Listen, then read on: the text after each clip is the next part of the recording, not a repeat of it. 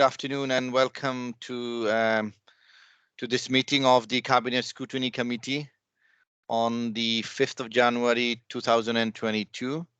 Just to make you all aware, today's meeting will be recorded. Can I also welcome any members of public and press to today's meeting? Can I kindly ask you to observe the meeting only and not speak or participate?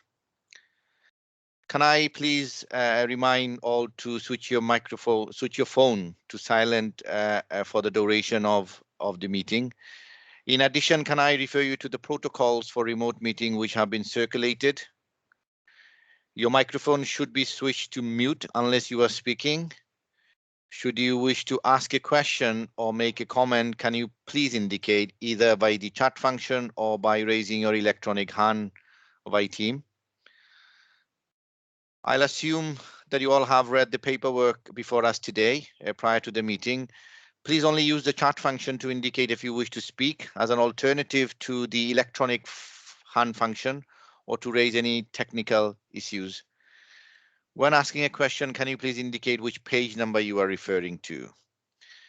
The first item on the agenda is to do a roll call. I am Councillor Saifur Rahman. I'm the chair and I'm present. I will now call on Chloe, the Democratic Service Officer, to take the roll call, please. Thank you, Chair. I've marked you as present. Councillor Sharon Freegard. Present, Chloe. Councillor Wyndham Griffiths. Present, Chloe. Happy New Year. Councillor Nigel Hunt. Present, Chloe. Councillor Steve Hunt. I am here, Chloe. Thank you. Councillor Chris James. Present, Chloe. Councillor Dennis Keogh. Present, Chloe. Councillor Simon Noyle. I'm here, thanks, Chloe. Councillor Alan Llewellyn. Personal, Chloe, blwyddyn diwethaf. Councillor Sandra Miller. Present, Chloe. Councillor Rydia Maisen. Yes, present, Chloe. Councillor Suzanne Patterson. Present. Councillor Lynette Purcell. Present. Councillor Sonia Reynolds. Present. Present. Councillor Rachel Taylor. Present, Chloe. And Councillor Arwen Wilcock. Present, all present. And then Cabinet members, Councillor Edward Latham. Yeah, present, Chloe. Thank you. Councillor Leanne Jones. Present, Chloe. Councillor Carol Clement Williams. Present, Chloe. Councillor Mike Harvey. Yeah, present, Chloe. Councillor Doreen Jones. Present, Chloe. Councillor Alan Lockyer. Present, Chloe. Councillor Peter Rees. Present, Chloe. Councillor Peter Richards. Present, Chloe. And Councillor Annette Wingrave. Present, Chloe. And then officers, Karen Jones. Present. Andrew Thomas. Present, Chloe. Andrew Jarrett. Yeah, I'm present, Chloe. Nicola Pierce. Present, Chloe. Hugh Jones. Yeah, I'm present, Chloe. Craig Griffiths. Present, Chloe. Nicole Blackmore. Present, Chloe. Fiona Claypool. Present. Anita James. Anita James? Anita is here, Chloe. Present. I've seen her. Sorry, Chloe, I Thank- couldn't get my microphone on then. Sorry. It's okay, thank you. And Jane Woodman Ralph. Present. Are there any officers that I've missed who are participating in today's meeting? I can't see any, so that's the roll call complete, Chair.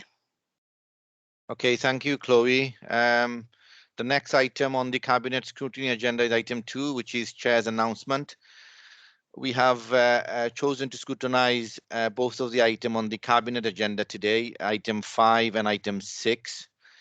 So these are the two items. Moving on, declaration of interest. Can members please indicate whether they have any declaration of interest in relation to any of the items that we are scrutinizing today? Can you please indicate? Mike Harvey, please. Thank you, Chair. Item 6 in Appendix 1, page 186 refers to CCTV. I'm employed by South Wales Police, and if it's discussed, I'll leave. Thank you, Chair. Okay, anybody else wish to declare any interest to any of those items? Okay, I don't see any indication. Right. The next item on our cabinet scrutiny agenda is item 4, minutes of previous meeting. There are 3 sets of minutes included on the agenda for approval. So if I can first take you to the minutes of the 1st of September 2021. Does any member have any comments to make on the accuracy of the minutes? If not, then can I please ask for a proposal and a second to approve the minutes, please? I move, Chair. I'll second, Chair. Chair, sorry, I can see Councillor Nigel Hunt's hands up. Okay, Nigel, did you? Yeah, I can see Nigel. Yes, Nigel, please. Thank you, Saif. I was just, when I read through the minutes from the 1st of September with regards to the call tips, there was no mention that that we expressed concerns of that, although the responsibility for the maintenance of the call tips was with the county and with the Welsh Government had been devolved, the reserves themselves were still maintained by the Crown. And I thought there would have been a mention of that in there, because that was the most poignant, one of the most poignant parts of that meeting, and of course learning that we had 404 mines within call tips within the county. So, but there was no mention of that. So, if you don't mind, I just want to mention that actually. For accuracy, is that right? Chloe, would you be able to respond to that? Yes, let me just check. Yeah, I was at that meeting, and yeah, no problem. We can add that into the minutes. Okay. So that it reflects the comments that Councillor Nigel Hunt raised. Okay, thank you for that. Well, was it Councillor Dennis Keogh proposed? I did, Chair. Okay, can I get a seconder, please? I'll second, Chair. Okay, thank you very much. The next lots of minutes are the 22nd of September 2021. Any comments?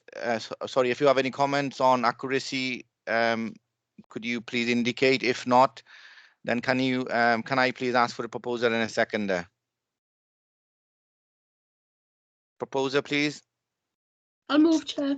Okay, Steve, you have an accuracy question? No, I don't, Chair. Just going back to what you've just passed, just for clarity, I don't know if Craig is here. Those minutes were for accuracy. Councillor Nigel Hunt brought up a point that they were not accurate. Isn't there some kind of process that you have to, not just Chloe says she'll add that in, isn't there a system that you have to formally with to alter minutes at a meeting? I'm only querying it so that it reflects the accuracy of this particular meeting. I may be wrong, and that what Chloe's done is correct, but I just wondered, I saw before, if we do bring up further accuracy items on minutes. Okay. So that's the way they are dealt with. That's all to clarify. Thank you. Okay, Chloe. Sorry, Chair, to be more clear, Councillor Hunt, the minutes of the 1st of September as published when they're published won't be changed. The addition that will be added to the minutes under the minutes section of this meeting. So it'll be captured, the comments will be captured once the minutes from this meeting are complete. Does that make sense? Yeah. Steve, are you okay with that process? Yeah, no, if that's the right process, I'm just querying the process Okay. so we know if there was any accuracy in minutes in future. That's all. Thank you. No problem. Can I get a proposer and a seconder, please, for the 22nd of September? I'll move, Chair. Thank you. Seconder? Second, Chair. Thank you very much. The next lots then are the 17th of November. Anyone wish to make a comment on the accuracy, or if not, then can I get a proposer and a seconder, please, again? I move, Chair. Thank you, Councillor Keogh. Anybody else? Seconder? I'll second, Chair. Thank you. Okay, the minutes are done. Next item, pre-decision scrutiny. As I stated earlier on, we'll be scrutinizing item 5 and item 6 on the cabinet agenda. So can I take you to the cabinet papers now, please? Okay, the Item 5, which is the corporate plan for 2022. This item is for decision. The recommendation are on page 8.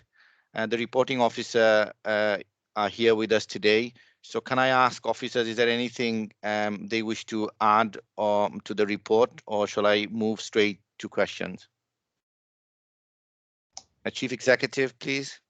Thank you, Chair. Just very briefly, for any member of the public or any member that hasn't been in the member seminars and so on that we've had when we've talked about this in the run-up to today, the report is obviously here for the Cabinet to consider giving authority to us to consult on this for the next 4-week period. So it's not a final version. It's still open for the report to be shaped before it's brought back to members for final consideration. There have been quite a few opportunities for members to contribute to it. So we've done that through the member panel over the course of last year. We've had a number of seminars, and I also visited a number of wards myself during the summer months. Taking quite a lot of information as well back from those visits. There's been quite a lot of member involvement in this to date. What we've tried to do in the report is to capture what the Council's response to COVID to date has been, and to summarise that, to set out what the impacts of COVID have been on our communities and our local economy, because what that's done is change the context within which we now need to plan forward. And as you know, we've got a statutory duty to produce these plans, and we have to consider as part of doing this work whether the previous wellbeing objectives remain appropriate or whether we need to change them. And what we're concluding is that we need to amend those wellbeing objectives in light of the changed context that we're now working in. So I think that's quite an important point to draw out. We've also tried to look forward at some of the things that we know are going to affect us into the future, like climate change, for example, what we anticipate the financial settlements might look like, the Welsh Government's own programme for government. And what we've also summarised is the initial recovery actions that the Council has taken, because we haven't been waiting until today to decide on our recovery actions. We have been trying to move forward with recovery as the COVID situation has enabled us to. But what it is doing, it's setting out our priorities for the next phase, and we've put those under 4 new wellbeing objectives. The first being the best start in life for all our children and young people.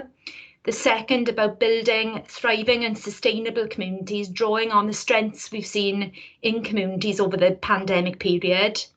To give greater priority to the work that we do around our environment, heritage and culture, which is a very strong theme that's come back through our Let's Talk campaign and indeed from members. And then to renew and intensify our work to create good quality green jobs in the local authorities area, and to help our local people equip themselves with the skills and confidence to take up that employment. All of that will need to be underpinned by a significant organisational change programme within the Council.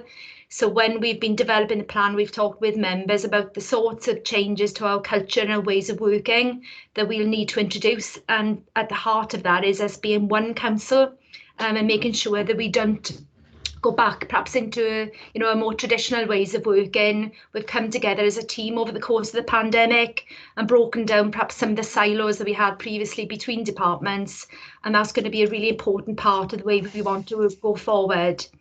Some of the things we've not done yet, Chair, is we haven't worked out the measures in relation to those new objectives. So there is some work to do over the coming weeks to make sure that we can demonstrate the difference that doing these things is going to make. So we'll be interested in any views the public have about the ways in which we could measure success as part of the consultation. And of course, we will elect a new council in May of this year. So there will be an opportunity in the autumn, once the new administration has established itself, for us to undertake a further review of the council's priorities and its policies at that time. And that will then be reflected in an updated plan and an updated medium-term financial plan for the period beyond that. So I just wanted to say that by way of explanation, Chair, because I'm conscious it's a very detailed document and not everybody's going to have time to read every page of it. But hopefully, if people are viewing the meeting, they'll get a clear sense of what this is all about. Okay, thank you, Karen. I do have a number of speakers. So can I first go to Alan, please? Alan Llewellyn. Diolch yn fawr, Cadeirydd. Thanks, Chair, and thanks, Karen, for the introduction, and also for the ward visits that you undertook in the past year. Certainly, I certainly found that helpful on a local level, and I hope that you did too. I'd like to refer to the appendix on the which gives the outcome of the Let's Talk exercise, which obviously informs the corporate plan. Now, the level of responses in different areas varied, especially in Valley areas.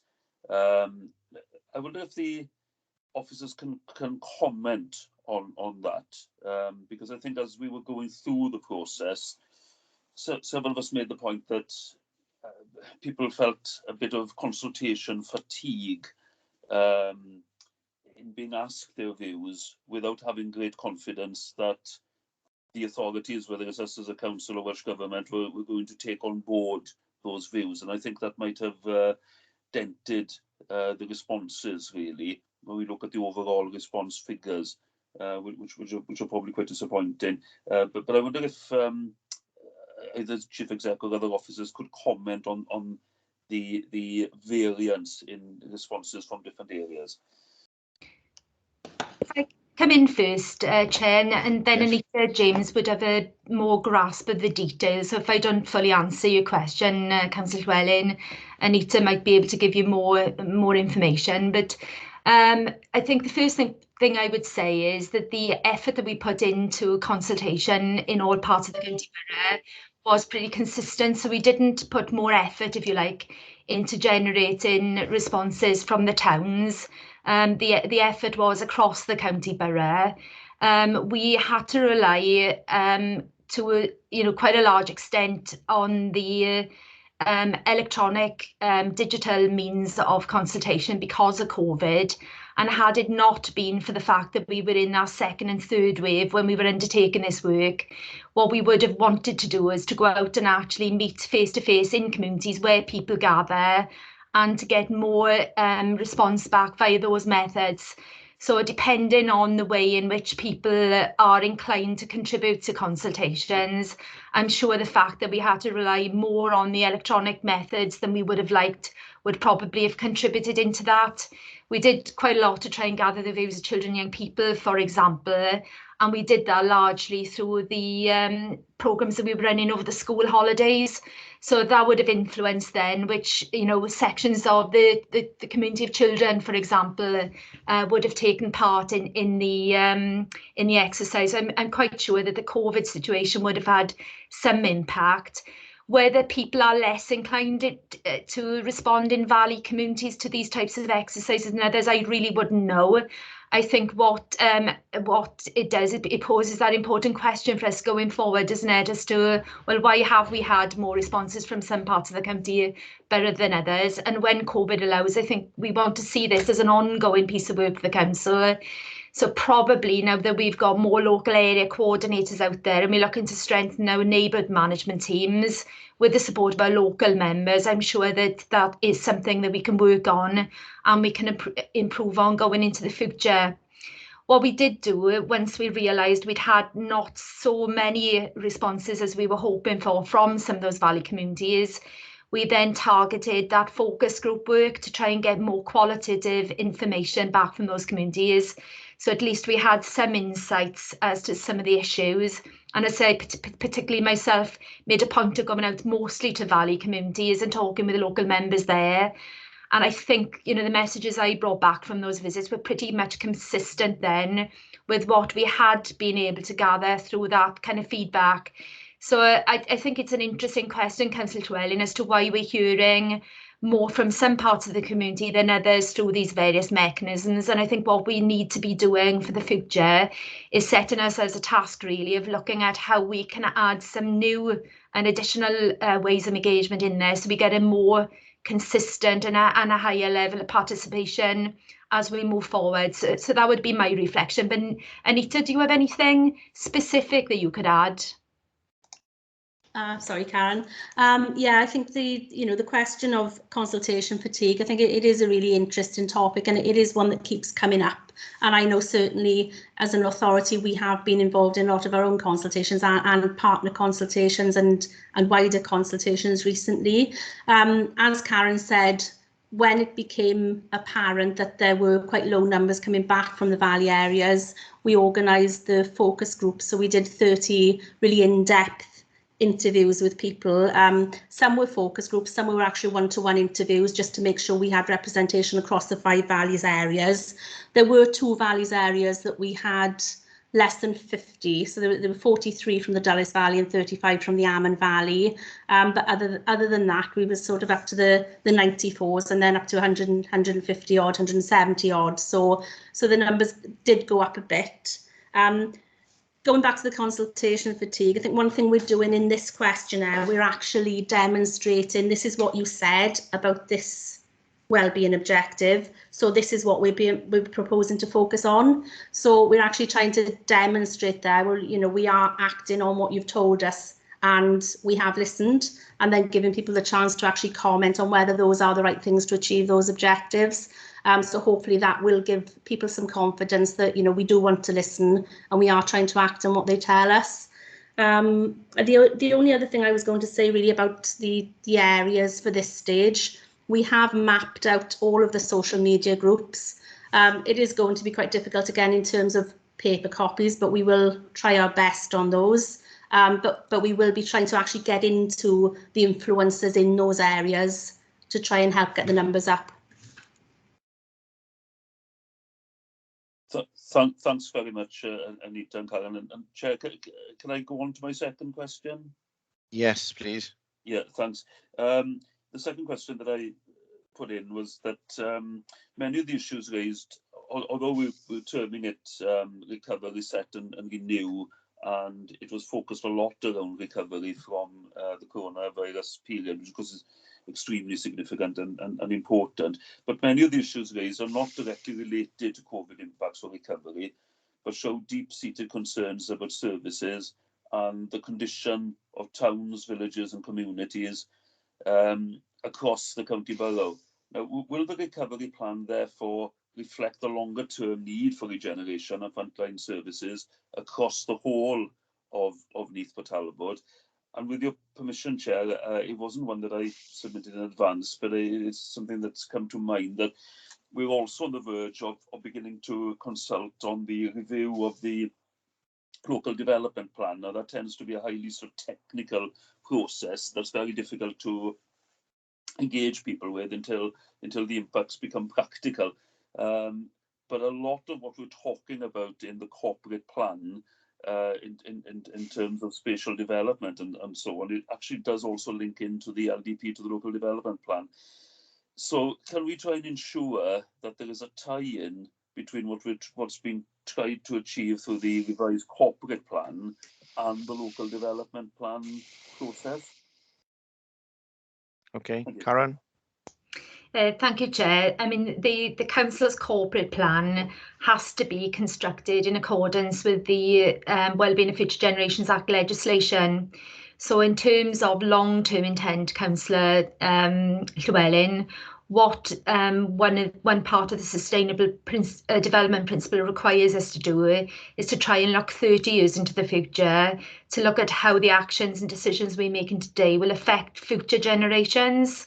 So in putting this plan together, what I've tried to do is to be very specific for the next 12 months about where we're going to start, because what that will do is it'll give us as officers democratic cover for the work we need to do while we move in from one administration to the next, because obviously we're in the middle of COVID and we need to make sure we can take this work forward, but we're taking our work forward on an agreed basis.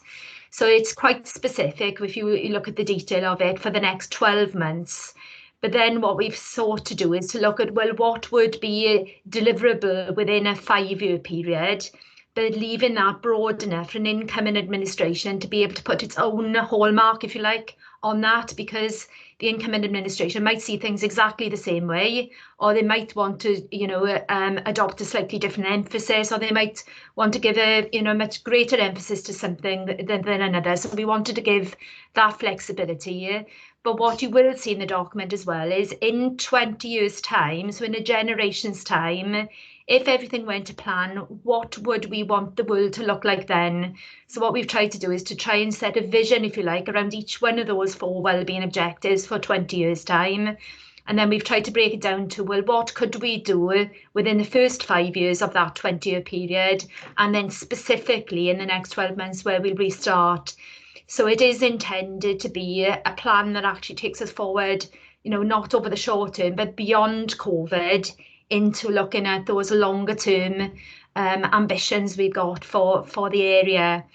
In terms of its relationship then with the local development plan, the local development plan really should be a spatial representation of what the council's overarching plans are for its community. So I would expect, as the LDP review is taken forward, that these new objectives that the council will be considering on the 1st of March are absolutely then reflected in that process. And it'll be iterative, because as the LDP then develops, there may be some new evidence coming through the LDP process that we'll want to use to reflect into an updated corporate plans. So the 2 things, if you like, over a period of time, keep being updated and reflected to keep pace with the new evidence and new issues as they arise. So I hope that answers your questions, but that's how I see it.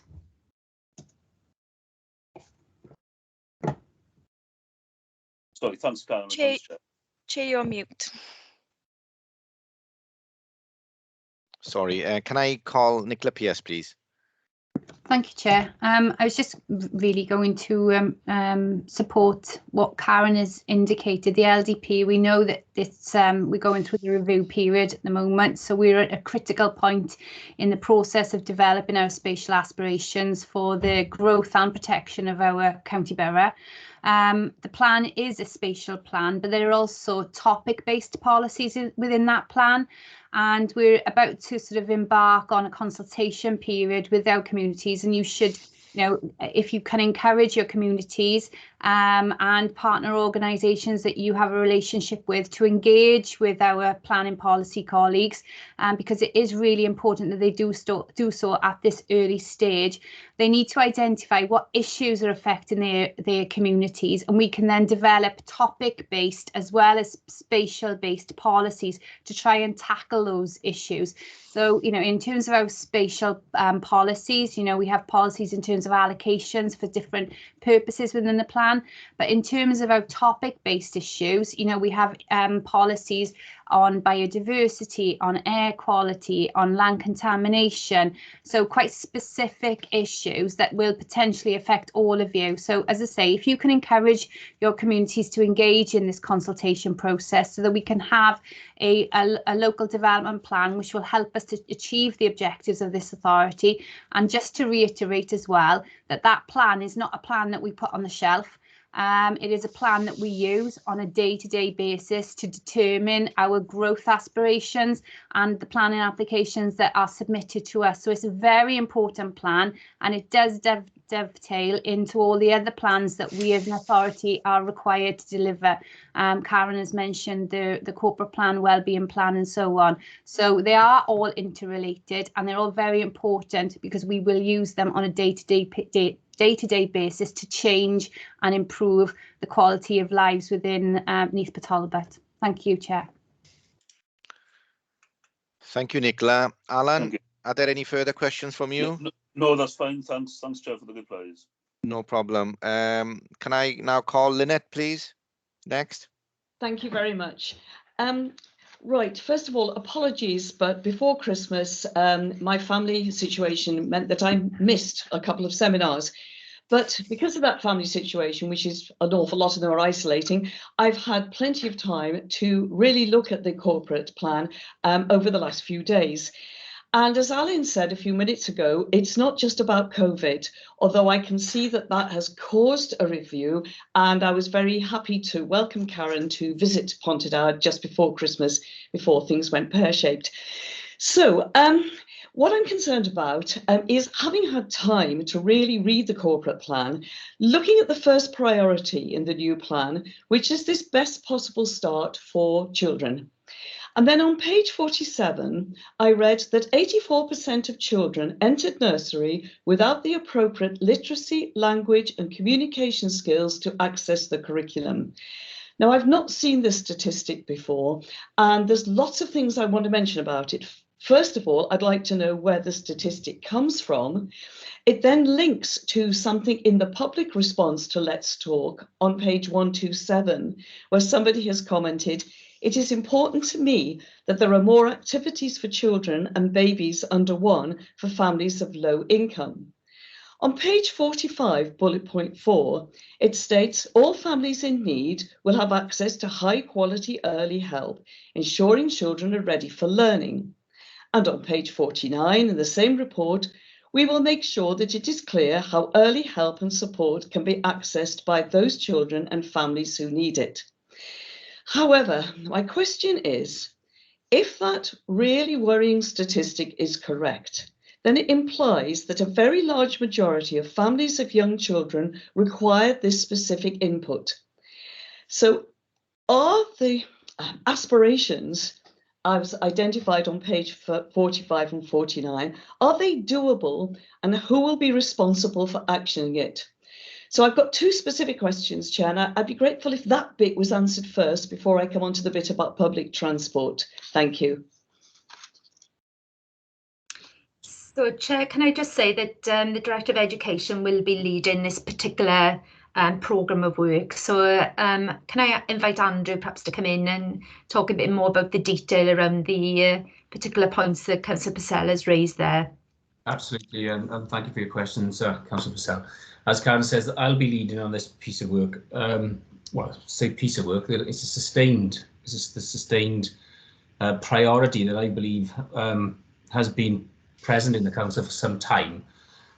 You will know that after taking a post, one of the first things I did was to restructure, to create a post for Head of Inclusion Partnerships in Early Years, because the data that you referred to, Councillor Purcell, has come from our schools. It's come from the schools, the assessment that the schools undertake when children enter the schools, and obviously we aggregate that up then at a county level, and that's where that information has come from. In the last inspection in 2017, we reported something similar to Eston, and then of course we talk about the progress that those young people make throughout their school life, culminating in Key Stage 4, and obviously we're able to evidence that our schools do a fantastic job at making sure that these pupils make considerable progress. But of course they are coming into the education system, and they don't all enter at the age of 3, but many of them do. They come in with difficulties because of the socioeconomic makeup of Neath or Talbot. There's a significant amount of additional learning needs. There's some unidentified additional learning needs and learning difficulties within this cohort. So the reason that I created the post for Head of Inclusion, Early Years and Partnerships is to bring together the resources and the partners so that we have, and this will be captured as part of this work in an early years strategy, so that all the council resource and our partner resource, and this plan at the moment is, I think, a very, very good plan for consultation, but it is limited at the moment by the fact that it is an internal plan, and that's the whole point of the consultation. I've spoken about it to our partners, and they are completely on board with the priority around early years, bringing together the experts within the third sector, health, and other partners as well, so that we have a coherent plan to improve that situation, so that when young people enter our education system, they're better prepared to learn, and then they will make the same, well, hopefully make better or at least the same progress. But if they come into the education system better prepared to learn, at the end of the education system, if they even just make the same amount of progress they're making at the moment, they will leave with better outcomes. And that's actually what this sort of aspiration is all about. It's making sure that we tie up strategically what we know, the resources that are available, and they are extensive resources between the various partners in terms of early years, so that our young people are better prepared to learn when they enter the education system. They make the progress. We know we've got a good education system and schools in Neath, Talbot, and then they leave at the age of 16. And whether they go on to education, employment or training, they're in a better place to move forward. Can I just come back on that, Chair? Yeah, I think what worries me more than anything else, and I totally hear what you're saying, Andrew, and I know what you did as soon as you came into post. What really worries me, and I know in a pre-briefing, there were other members of the committee that also agreed with this concern, is it's the terrifying statistic. If you're saying, or if the plan is saying, all families in need will have access to high quality early help, and you're saying that 84% of children are coming in obviously having needed this help, I just wanted reassurance that we were able to do what the plan is stating, which is all families in need will have access. Have we got the sufficient capacity to deliver on that statement? That was just what I was querying. It just is an extremely worrying statistic. However, we'll see what happens. Can I go on to my second question? Can I just respond to that? I want to come back, yeah. Yeah, just to say, the statistic has been, that's not a new statistic in terms of us knowing about that. It's just the first time we've reported it like this. In fact, I led a session, I think it was last October, internally on this, where we reported a range of data. And I prefaced the meeting by saying the way we're going to report this information now is almost in complete reverse to the way we would normally present information, certainly to things like regulators like Estin, because we know through our external regulation, Estin bodies and inspections, that we have very good inspection reports in the local authority, and we have very good inspection reports of our schools in the main. So it's all contextualized according to our socioeconomic makeup. But those statistics have been known, certainly to us professionals, for a long time. And whilst at its, when we were doing level 2+ and we were recording that across Wales, and I think at one point we reached 60% of our Key Stage 4 pupils left school with 5 A stars to C, including English and Maths. The frightening thing about that is, and we were hailed as a very successful local authority for that because of our makeup in terms of deprivation, that meant 40% of our young people didn't leave with what was then considered the gold star sort of badge when they leave full-time education. So those things haven't been lost on professionals. It's just the way we've gone about, I suppose, rewarding, and this is not in Neath at all, but this is across Wales. And I think this is a really novel and refreshing way to look at the circumstances we find ourselves in Neath Talbot. And whilst we've reported these figures, and they are scary, at least we know about them, at least we are developing a plan to tackle it. If you're asking me sitting here today, do we have all the resources available to us? I don't know is the answer, but that's an ambition. And if we don't work towards that, then we'll never improve what we need to improve. So it's very much an ambition. Spoken to the third sector, children's services, these are the important partners in this challenge that we find ourselves in with the early years. They are more than up for partnership working around this. Neath Talbot Council won't do this on their own, that's for sure. Neath Talbot, as a local authority area with its partners, stands the best chance possible of achieving what we want to achieve. And I don't think there's anything wrong with being ambitious for our young people, and I know you share that sentiment. Thank you for that. Chair, should I go into my second part? Yes, Yep. please, Lynette. Okay, reading the responses from people to the Let's Talk consultation. The lack of bus services affecting residents' ability to access employment and leisure activities is referred to at various points throughout the report. Just some random page numbers for you, 27, 55, 69, etc. But I can't find any references as to what the council is going to try and do about this, if anything, until I get to page 71, when it says there is a plan to develop a plan to create new transport hubs that improve connections between the places where people live and the places where people work, learn and enjoy their leisure time.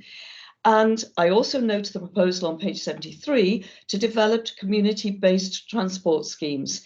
Now, as I say, I've only been a councillor for 14 years, but this business about children getting the qualifications in some of our excellent schools, applying for jobs, getting the jobs, then finding they can't access them because there's no way of getting there, and then going back to their communities and basically taking low-paid jobs or just twiddling their thumbs. This has been a consistent theme, and I would just have loved to have seen something in the report as to some idea of how we're going to tackle this.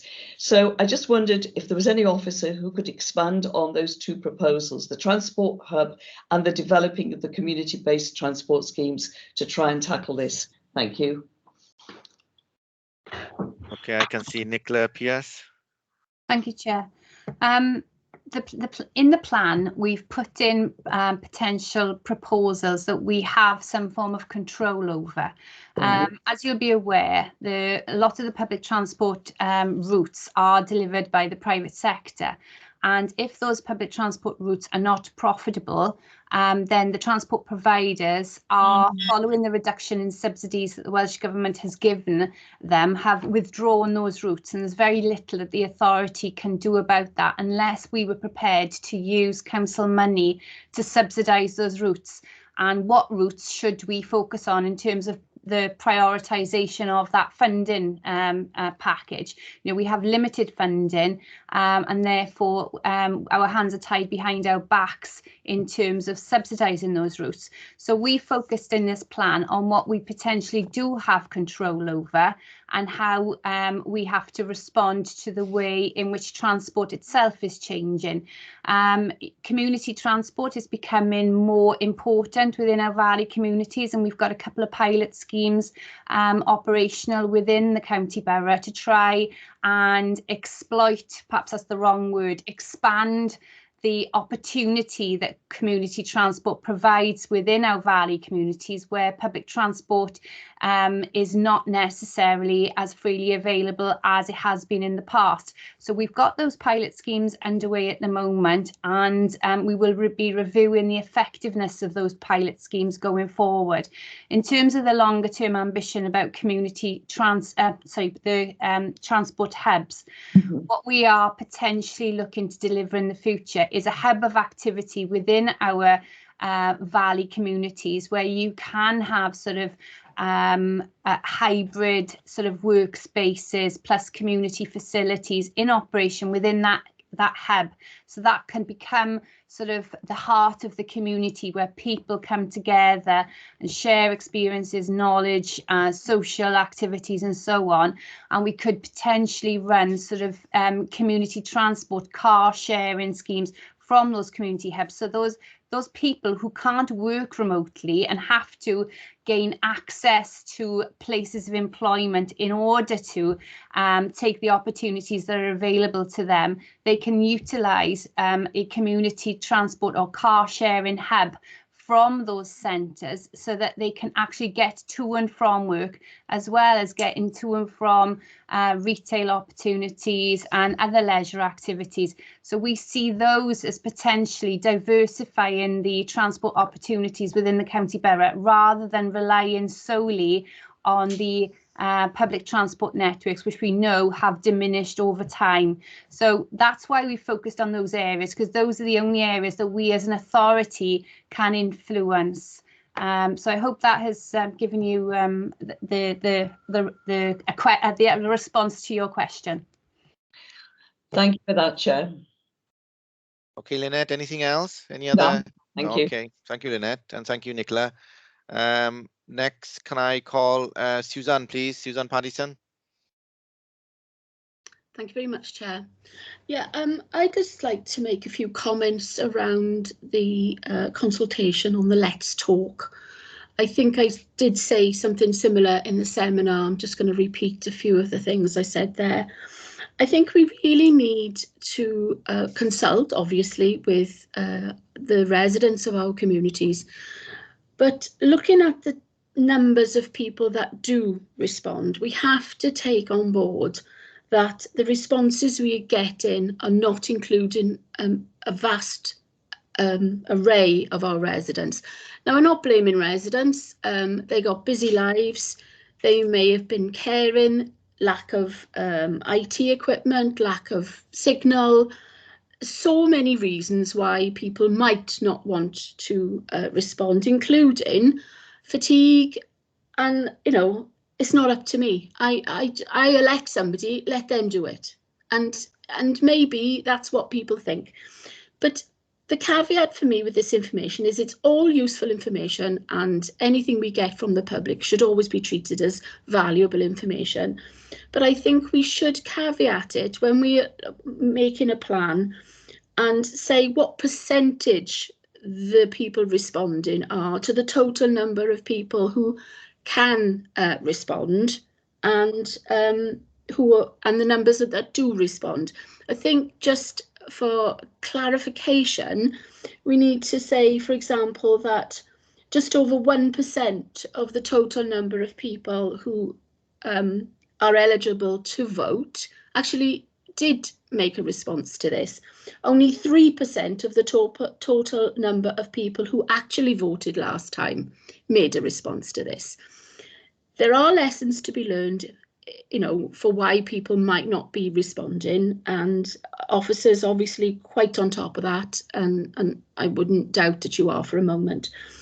But just, can we be careful that when we put figures into a plan, percentages in particular, that we don't in some way mislead the reader, because percentages like 40, 70%, yes, but of this very small amount of people who did respond. And I think that, you know, when we, as Karen said earlier, this isn't the final draft of all, and possibly when we do put percentages, could we put an in brackets percentage for the county, just to make the reader aware of where this information stands, and also for members, because, and this is an election year, I think that the vast, you know, the most important consultation of all is coming up.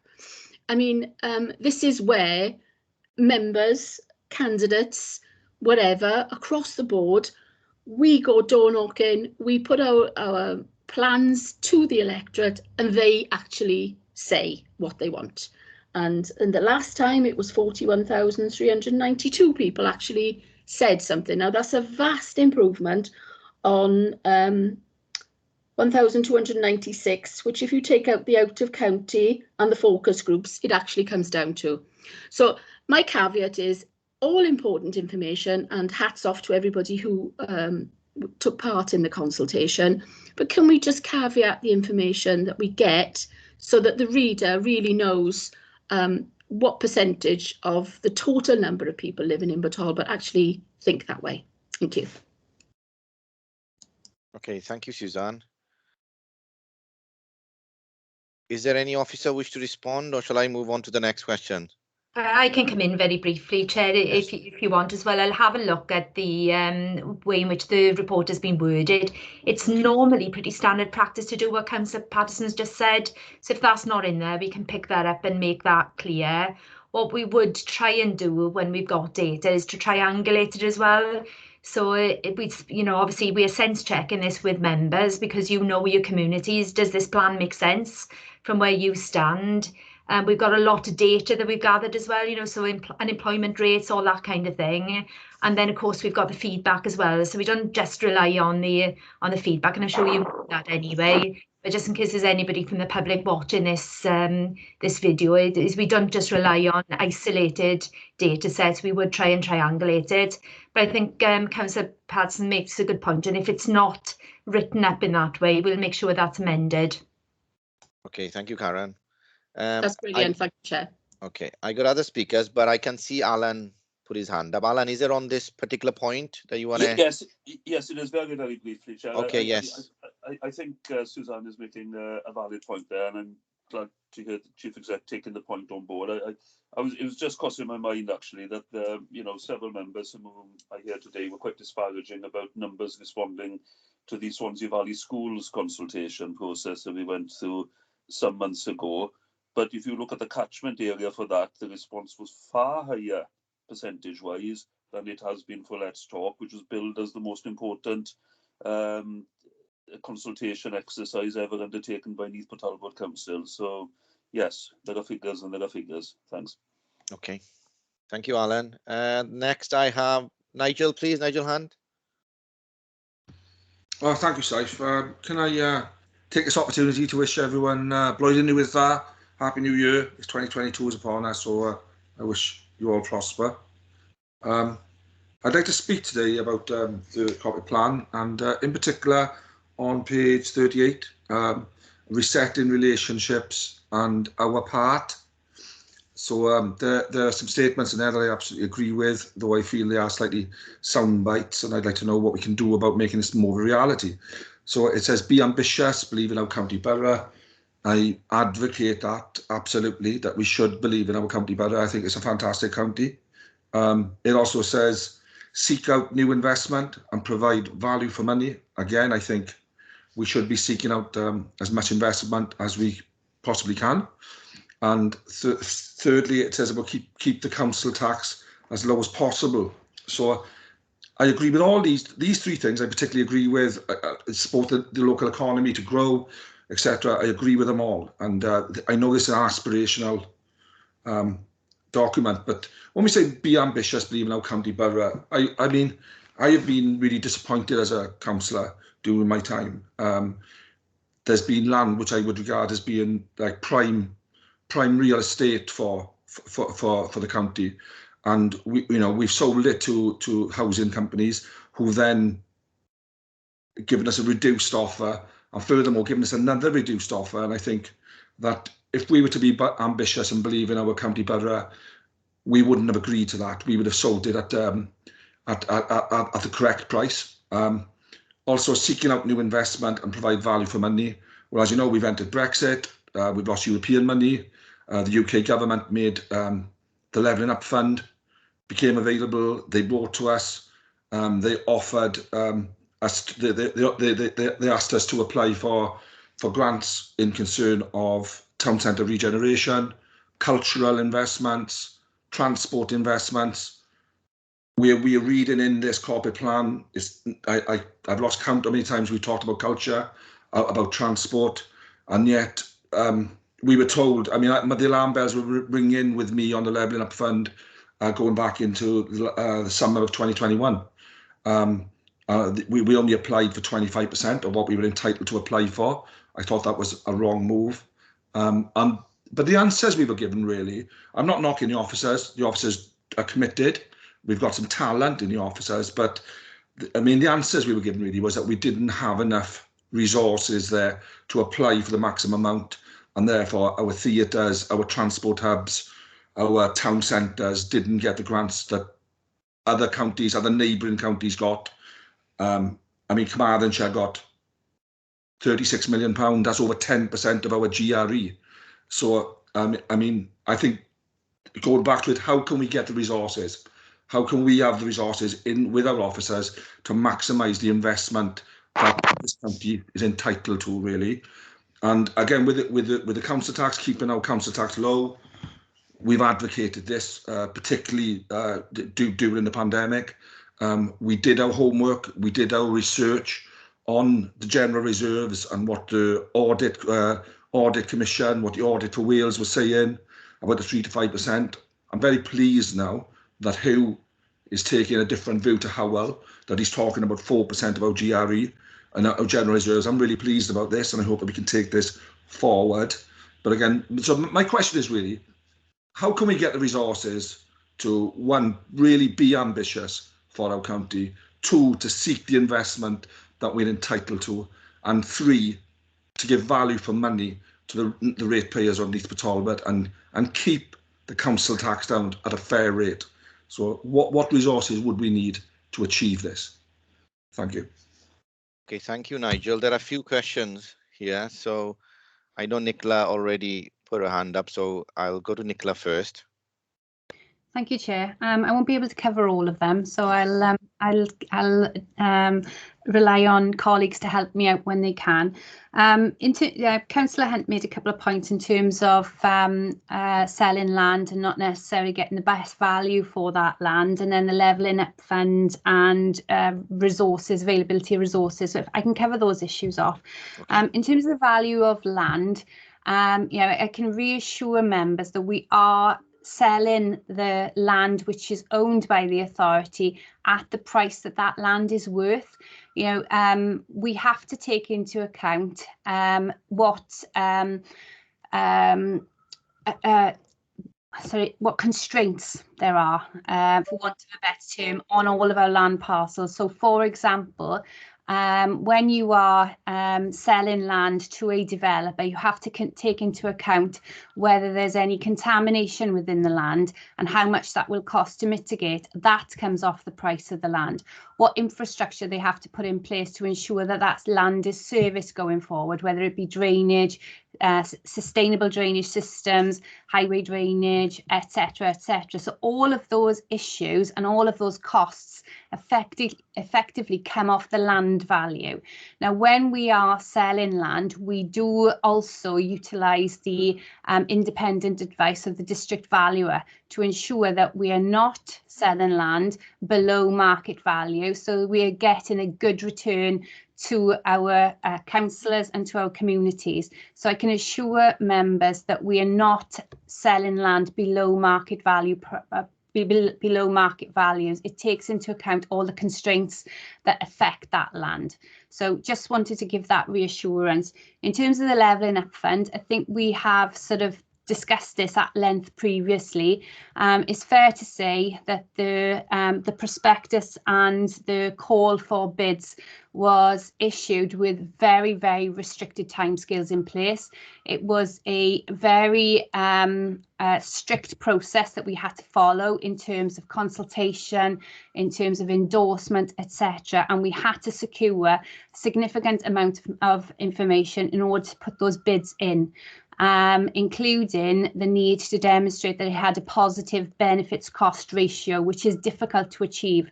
Now, we appreciate that some authorities, Carmarthenshire and Pembrokeshire, were successful in securing bids from the levelling up fund.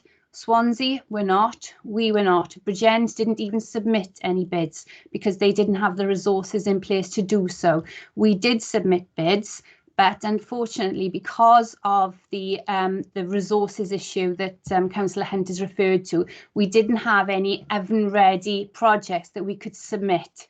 And that was also made public at the time, that we didn't have any bids that we could basically take off the shelf and submit, because there's a huge amount of work that needs to go into bid submission proposals.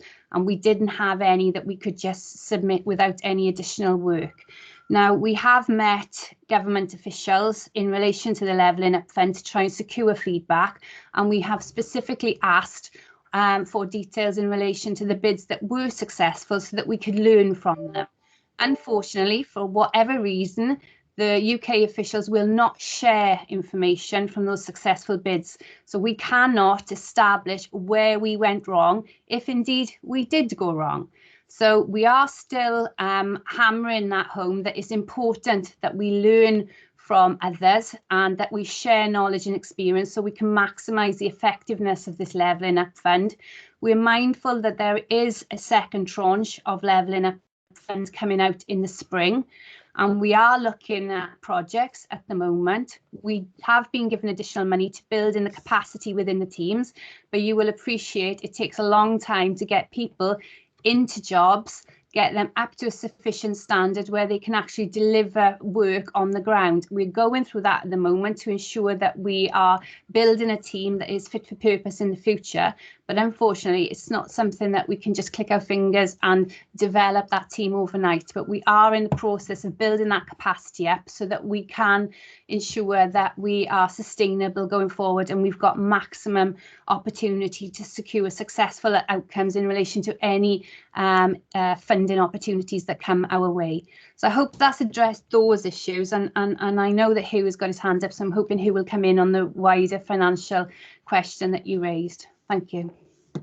Okay, over to you now, please, Hugh. Yeah, thank you very much, Chair. I just wanted to draw Councillor Hunt's attention to an item that's on the next report in terms of the budget, and in the appendix, you'll notice that I'm proposing an extra £200,000 investment into the regeneration economic development section, which will then increase the capacity within Nicola's team to be able to then help us to develop these bids, but also actually get some of these what's termed oven-ready projects on the shelf, so that at a point in time when there is a call for a quick turnaround, we're in a position to actually deal with it. So as well as £100,000 we put into this year's budget, there's a proposal, if Cabinet approve the report this afternoon, for an additional £200,000 next year. And I know Nicola's team are busy looking at structures and what the most appropriate way to deal with that is, on the assumption that we eventually get that approved. So I want to just come in ahead, Chair. Thank you. No worries. Thank you, Hugh. Nigel, do you want to come back? Yeah, thank you, Chair. Well,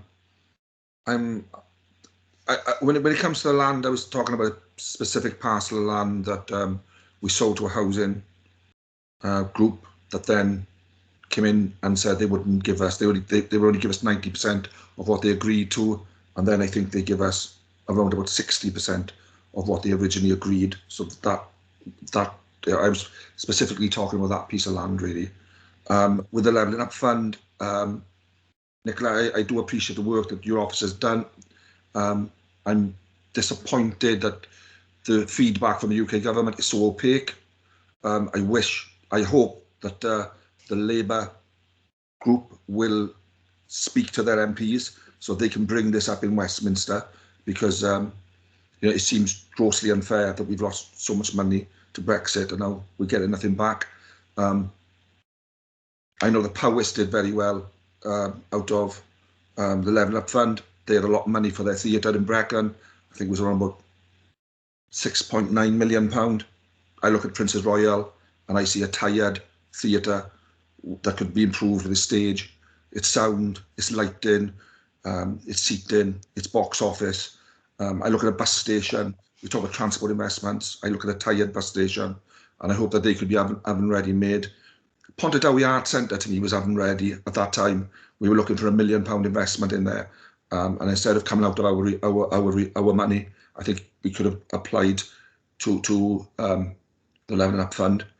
And on the last point with the resources, I'm really pleased that Hugh has put that in for regeneration, and I really hope that your team is given the resources to get these grants. So thank you for the answers, and thank you, Chair.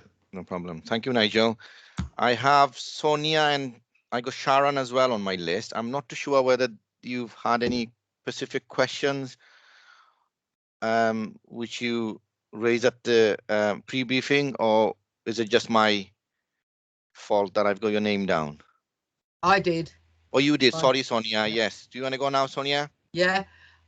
Mine follows on from from the question raised at the beginning, or part of the question raised at the beginning by Alan, really. Okay. And it's probably for Karen. One of the things that struck me when I was reading through this is that we're not just recovering from the pandemic, we're recovering from many years of austerity prior to that. And I was just wondering if there was any way in the introduction, just a mention that, the pandemic is happened within a context of austerity, that we were already dealing with issues and cuts over many years when that hit. And now we're seeking to recover from that position, not just from the impact of the pandemic. Certainly, Councillor Reynolds, you're absolutely right there, aren't you? Because all of the corporate plans that I brought before you in the last 10 years have been talking about cuts to services, which have been as a result of the UK government policy.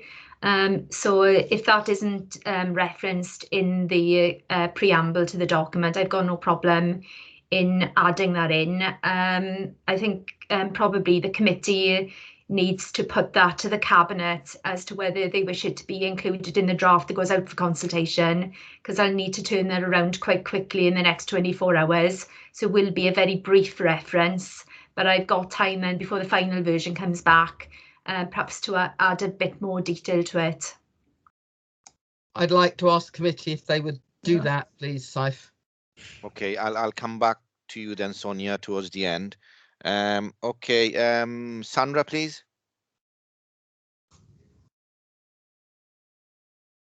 Yeah, thank you, Chair.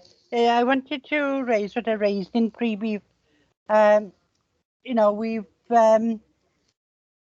in our program here, we got best start in life.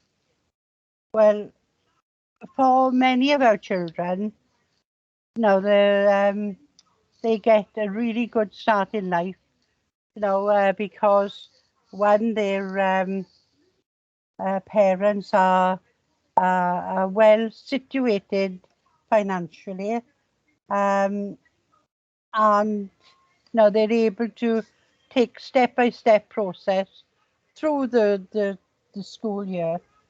However, you know, my own area, for instance, is a Flying Start area, and it, you know, Flying Start has been going for many years now, and I can't see it, especially seeing the percentages that we've had to look at. I can't see how much benefit Flying Start has been, considering the amount of money that's been allocated to it via our partners, via our own supportive mechanisms. You know, health has had a huge Flying Start input, and yet we still see children that come into school that can't talk. The speech and language processes are next to nothing for these youngsters, and obviously the home lives of some of these are not such that they're supportive of the children, and I just wonder how much value for money are we showing via the Flying Start processes. And no, I can say that the schools around here have Flying Start capabilities, and I dread to think what would have happened to these children if we hadn't had it.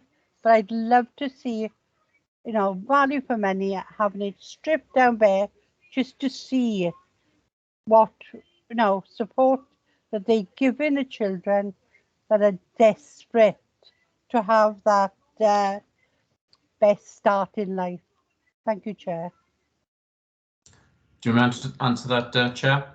Yes, please, Andrew. Please try to. I think you raise a really good point, Sandra. I'm not aware of any value for money study undertaken around the Flying Start programme across Wales. You are right. You have to ask yourself, you know, where would we be if we didn't have the Flying Start programme? It's certainly not without its faults, but it does do an awful lot of good work.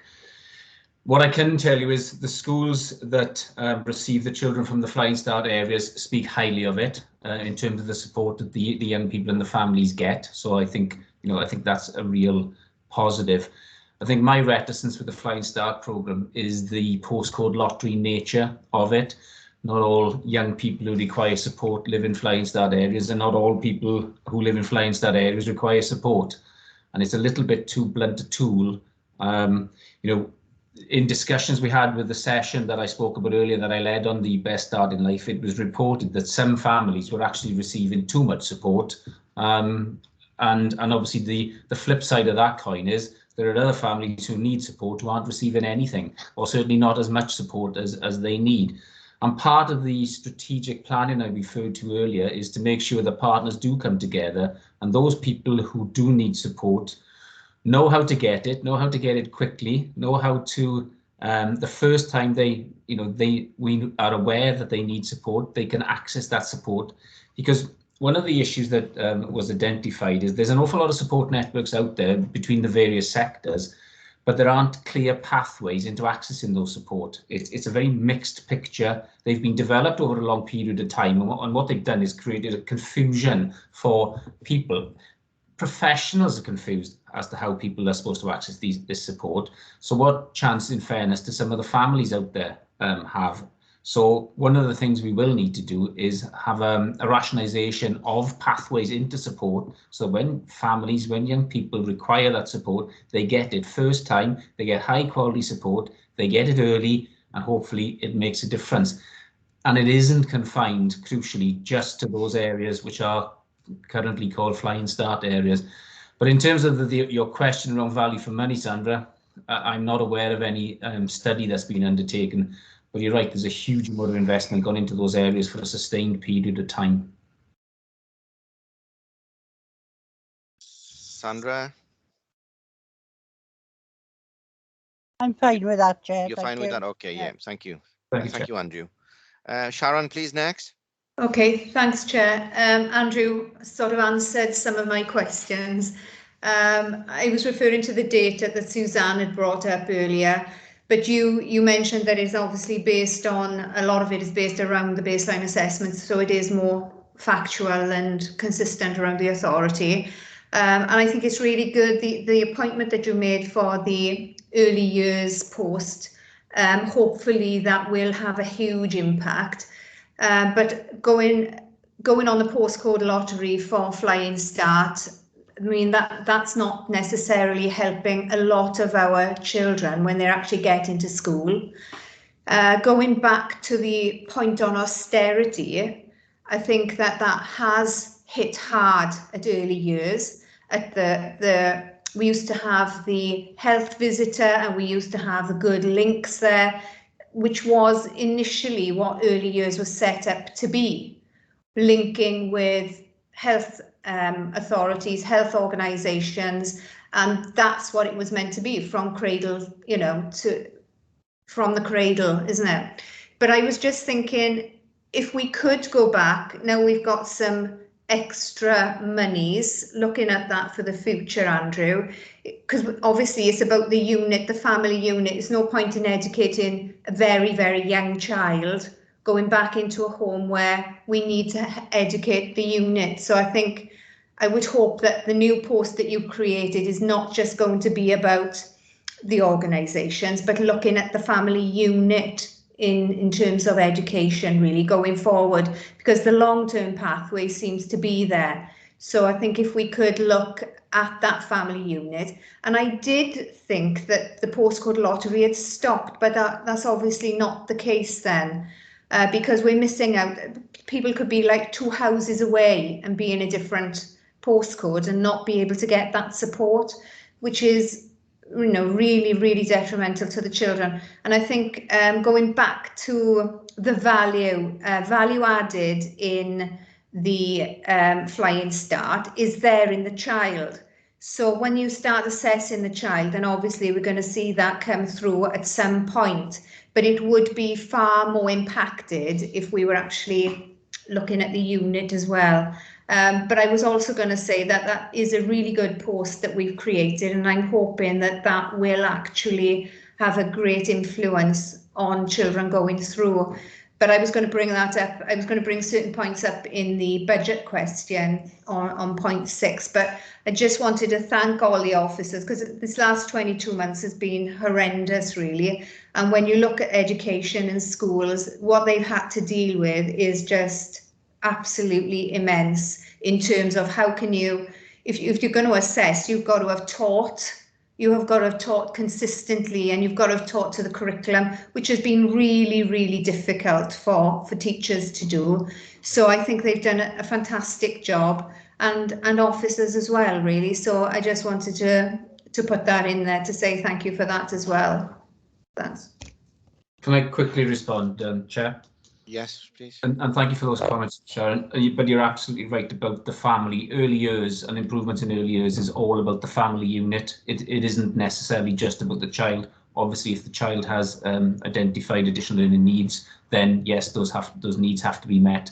But in nearly all cases, those needs would be best met when the family unit is understands and works towards and supports the child. So you're spot on. It's as much about the family, if not more, and the wider family than it is about the child. Because I think what he's saying is, once the child goes into school, that long-term sustainable support network is in place for the child, but the family will need support long-term as well. I think years ago we were able to afford family learning, which started right at the early years, but we were able to carry it through.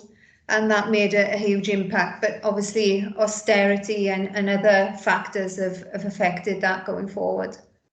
You're right, and I'm never going to argue with anybody that austerity has a detrimental impact on particularly like a county like Neath or Talbot.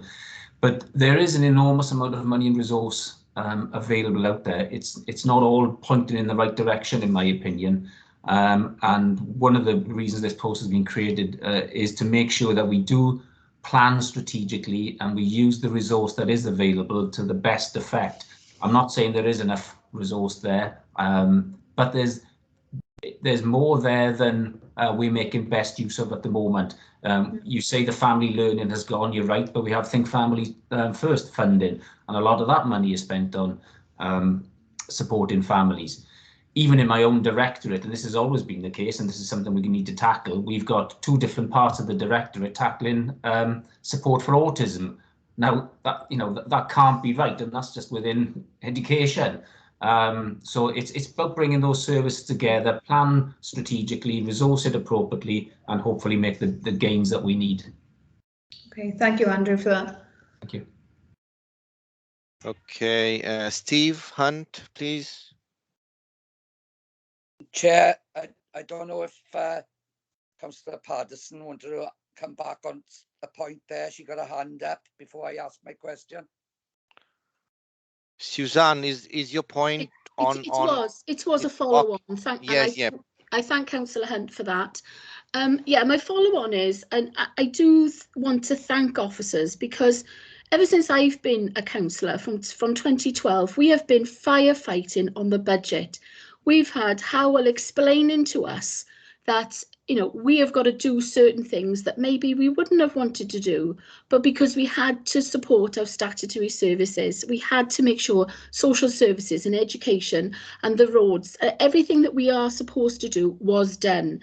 And this is the first year that it's eased at all. And what are we doing? We put Hugh, if he gets the support, will have the extra staff in the environment to go looking for the extra money. It's not that we didn't want to do it before, but we were concentrating on our priorities of statutory services. And I just wanted to thank officers for being there in that last 10 years, because this is the first one I've ever had where we're not in that firefighting situation. Thank you, Chair. Okay, Steve, do you want to go now, please? Yeah, I'll try and be brief. I think there's been a long item and lots of excellent questions, which I concur with many that the members have given and the officers' responses. I also want to, on the corporate plan, if we get back to the corporate plan, and I'm sure we are on the corporate plan, it's an important document, as Karen laid out at the beginning of the meeting, and I'm sure the new administration will take it forward in the right way as a live document. And I just wanted to also thank Karen, her staff, officers, and everyone associated with the Talbot Council. I know members have mentioned it already with the last 22 months, and we still don't know where we are with the Omicron. So I'm sure the challenges will continue. But my question is, Karen and other officers, is that this corporate plan, obviously, I've been here 14 years myself as well. A lot of it's aspirations. I appreciate that. And I just wondered that, and I always ask this probably if you check the records, is that do we try to prioritise? Because what I feel sometimes, and I'm frustrated as a local member, is that I've heard it all before. I mean, the Valley communities are most certainly the poor relations of Neath Talbot for investment and for other ways of trying to transport has been mentioned. A lot of things been mentioned. It's just that the confidence within the council through the Let's Talk, you know, when you mention who doesn't, sometimes people just don't want to bother because they feel that what's the point? You're not going to listen to them anyway, and that's something that the barriers we need to break down. We need to regain the confidence and trust in Neath Talbot Council for the whole county borough. But I just wondered on that point I'm making is that within the corporate plan, sometimes can we not just aspire, can we deliver? You know, is there a set way of delivering some of the aspirations, signing them off then, showing that we've delivered on this? If we all felt that transport was a major one, let's do it. Let's get that transport as best as we possibly can. There's always going to be problems and issues, but I just wondered, rather than tackling them all, and then next year, whoever's year, and the year after, we come back to a corporate plan, you're in the same old rhetoric, and not really moving forward. And that's not a criticism of officers or those that are here, but I feel that what we have isn't enough. I know I heard Nicola and yourself and others saying we're doing our best to recruit, but if we're 200 staff down, instead of patting ourselves on the back all the time, we perhaps want to take a bit of responsibility that we are failing at some point, and don't be afraid to say it. You know, that we're not delivering the first class services that our residents expect for these reasons. And let's say it. Let's not hide to say how good we are all the time. In the circumstances, we are excellent, but I fear going forward. And the last thing, Chair, on the news last night was showing right across Wales the difficulty of recruitment. And if we're not going to be able to recruit, then are we going to be, as Nigel mentioned and others, are we going to be able to tackle the bigger issues of funding and other parts that we need to sustain Neath Talbot in the way we are going forward? So it's just a few little bits from me, Chair, because I think members have covered it all. Thank you. Okay, I am conscious of time, and I feel that we have quite a extensive debate on this particular item. I'm going to go to Karen Jones, Chief Executive, and then I'm not going to take any further question on this item, and I'll go to Sonia then, who earlier on asked for. Sonia, you wanted, was it amendment, or you wanted to add something to the recommendation, was it? I probably wanted to add something to the recommendation. I'll just check that out while Karen speaks. No problem. Karen, over to you, and then after that, then Sonia to finish off. Thank you. Yeah, it is quite a complex plan, Councillor Hunt, because obviously it's got to try and look at the breadth of the council's responsibilities. But I would argue that we have prioritised within the plan. We've been very clear that we've got 4 wellbeing priorities that we think we need to focus on. That's a focus on children, a focus on strengthening our communities, a focus on giving more priority to our environment, heritage and culture, and a focus on jobs and skills. So that's what we're saying will be the focus of this plan. And then in the first 12 months, we've got a list of bullet points there in the plan that sets out the things that we believe it is possible to make progress on in the first 12 months. So that's how I would probably respond to the point you raised there on priority. I think in terms of performance, you know, there are other mechanisms that we have for demonstrating where we're performing well, where we're doing okay, and where we're struggling. So those come through in the performance monitoring reports and in the annual report. And what we will always do is look at how we're performing when we're updating the plan. So if we are failing in a particular area that's important, there is an opportunity then to build that into the plan in the next period, if people think it's a priority, and then obviously we need to be thinking about applying resources to deliver on that. So I think that's how I would view this particular plan and priorities. Some of these things are things that are long-term objectives, so you don't finish them off within a 1 year or a 3 year period. They are things that we're going to be working towards over 20 years. And I think what I said at the start is probably a really important piece. So how do we get a sense of what difference we're making and where we are in terms of progress and things? And what you haven't got in this version is the measures. So by the time I bring it back, we will have a baseline measure of how are we doing, and you've got some of that data. You know, for example, in children ready for learning, % of the schools are saying not for learning. You will be able to track that over time and making sure that that's going in the right direction. And that's where scrutiny committees, to be honest, they've got a really important role to play. So instead of looking at just at individual services, perhaps in the next administration there's an opportunity to be looking at how the council collectively and its partners are making an impact on these areas that we are saying are important, the community is saying important, you know, and if you sign the plan off, you were saying are important as well. So that's probably how I would want to respond to that, Chair. I think there are different mechanisms for measuring performance. This is all about setting what the objectives are and what the priorities are. But I do take on board, you know, what Councillor Hunter said. There are a lot of priorities in there, but that's because the council is a complex organisation and we've got a huge range of responsibilities. Okay, thank you, Karen. Very briefly then, Chair. Okay, very briefly, Steve, then, okay? I will. I know this has been a long meeting. No, thank you for that, Karen. It gives me a better understanding. I just would like to see us get that message in layman terms out to our communities. That's the key. That's why I mentioned the confidence and trust.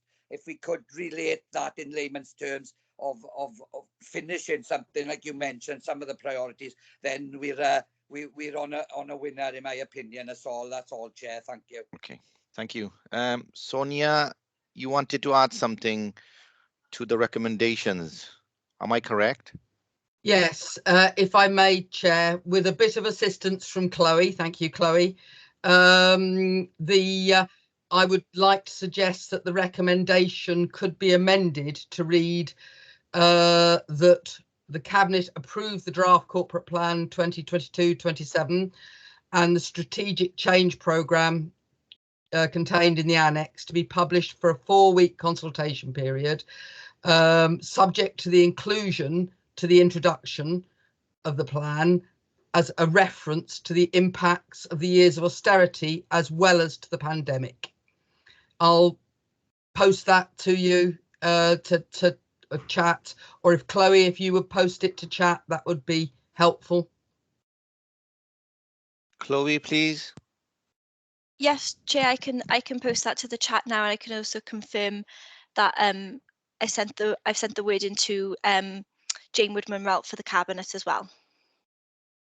Okay, okay? so how do we do this now? Because this is added to the recommendation. Yeah. And Sonia is proposing it. Am I correct? Yep. So, so we need a seconder, is it? So we need a seconder, and then I'll just ask then if any members aren't happy with it to raise their electronic hands. More than happy to second that motion. Okay. Can I'll just wait for the motion to be typed up first and sent to the chat function. Just gonna pop it in the chat now. Okay, thank you, I've Chloe. just put it in there, should be in the chat now. So it's just the end bit that's been added. So after it says the 1st of February 2022, it's got then subject to an inclusion to the introduction of the plan, a reference to the impacts of the years of austerity as well as the pandemic. Sonia, you're proposing, are you happy with this? I'm very happy with that. Thank you very much for your assistance, Chloe. No problem. So we got Suzanne who's seconding, yes? Yes, Chair. And Chloe, over to you now to ask all the members. Yeah, so could I have a show of hands, electronic hands, if any member isn't happy with that amended recommendation to go to the Cabinet Board this afternoon? Just give a couple of seconds. I see no hands raised, Chair, so it looks like that amendment's been approved to go to Cabinet. Okay, thank you, Chloe. Now, if I move you to the recommendation on page 8. Okay, please bear in mind the added amendment will include on the final recommendation on page 8. So can I get a proposal and a second for this to go to cabinet, please? Chair, Chloe got her hand up again. We don't need Yeah, we've just done that bit, Chair. Oh, we've done it. Is it we don't need? All right, sorry. Yes, we've just Councillor Reynolds put the amendment through, and then it was proposed, seconded by Councillor Paterson. There was no electronic hands to show that nobody was against it, so it's gone to cabinet. Right. Okay. So I don't need to. I need to ask members for their proposal second any further on the item. No. Nope, that's it, Chair. Right. Okay. Thank you, Chloe. Okay, the next item is the budget for consultation 2022 to 2023. I believe the Chief Executive would like to make some points on this item before I move on to Hugh, please. Karen? Thank you, Chair. I just thought I'd comment on the scrutiny process because I know it's slightly different this year from what we've had in previous years. And I think that might have perhaps caused a little bit of surprise earlier on in the day. In recent years, as you know, we've been having to bring forward proposals to cut services because of the gap between what the council has identified it needs to spend and the amount of money that's been available. And what that's generated then is a list of areas within each service where we are proposing either to raise new income through increases in fees, for example, or actually cuts in costs or cuts in services or reductions in services. So what we've typically done is brought the budget proposal here to Cabinet and Cabinet scrutiny, and then given each service scrutiny committee its own opportunity then to scrutinise the budget proposals in relation to that particular portfolio. We've got a different budget report this time around where we're not proposing any cuts to services this time around. So it's a slightly different report. Now, that isn't to say that if members of individual scrutiny committees want to look at a particular aspect of the budget report, of course that is possible, but it's a different process this year, and we're not proposing to just go through every single scrutiny committee in the way we've needed to do in previous years, because the budget strategy looks to be in quite a different shape. So that's all I wanted to explain, Chair, before we got into the scrutiny committee itself. We're not going to routinely take the budget report that you're discussing next into each of those scrutiny committees unless the scrutiny members ask us to. Okay, thank you, Karen. Over to you then, Hugh. Yes, please, Chair. Thank you very much. Good afternoon, everybody. So this report in front of you today is the report in relation to budget proposals for next year. We did have a member seminar before Christmas, but I appreciate the timing wasn't great 2 days before Christmas.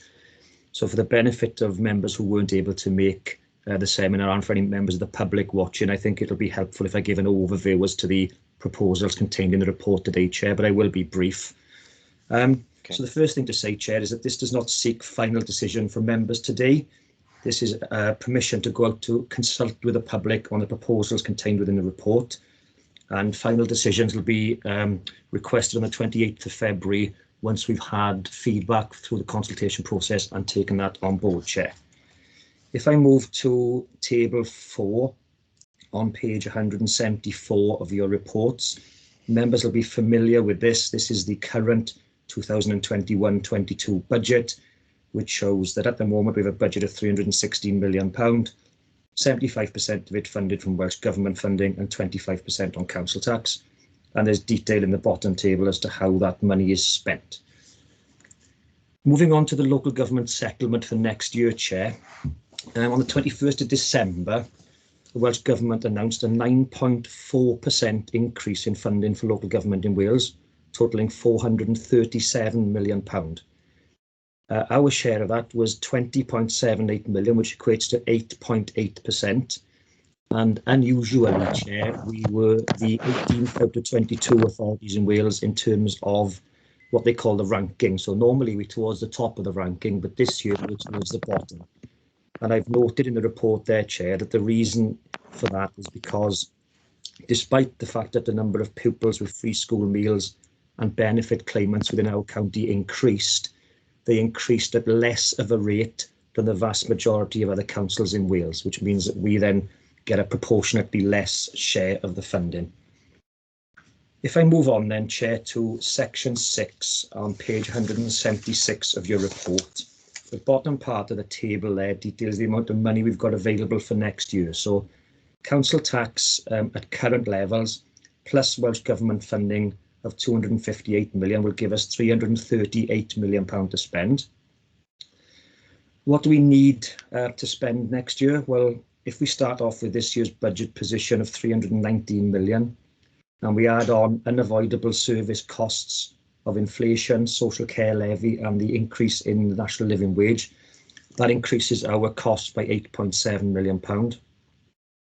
In Appendix 1 of the report, Chair, there are service pressures which we've identified of, again, 8.7 million pound.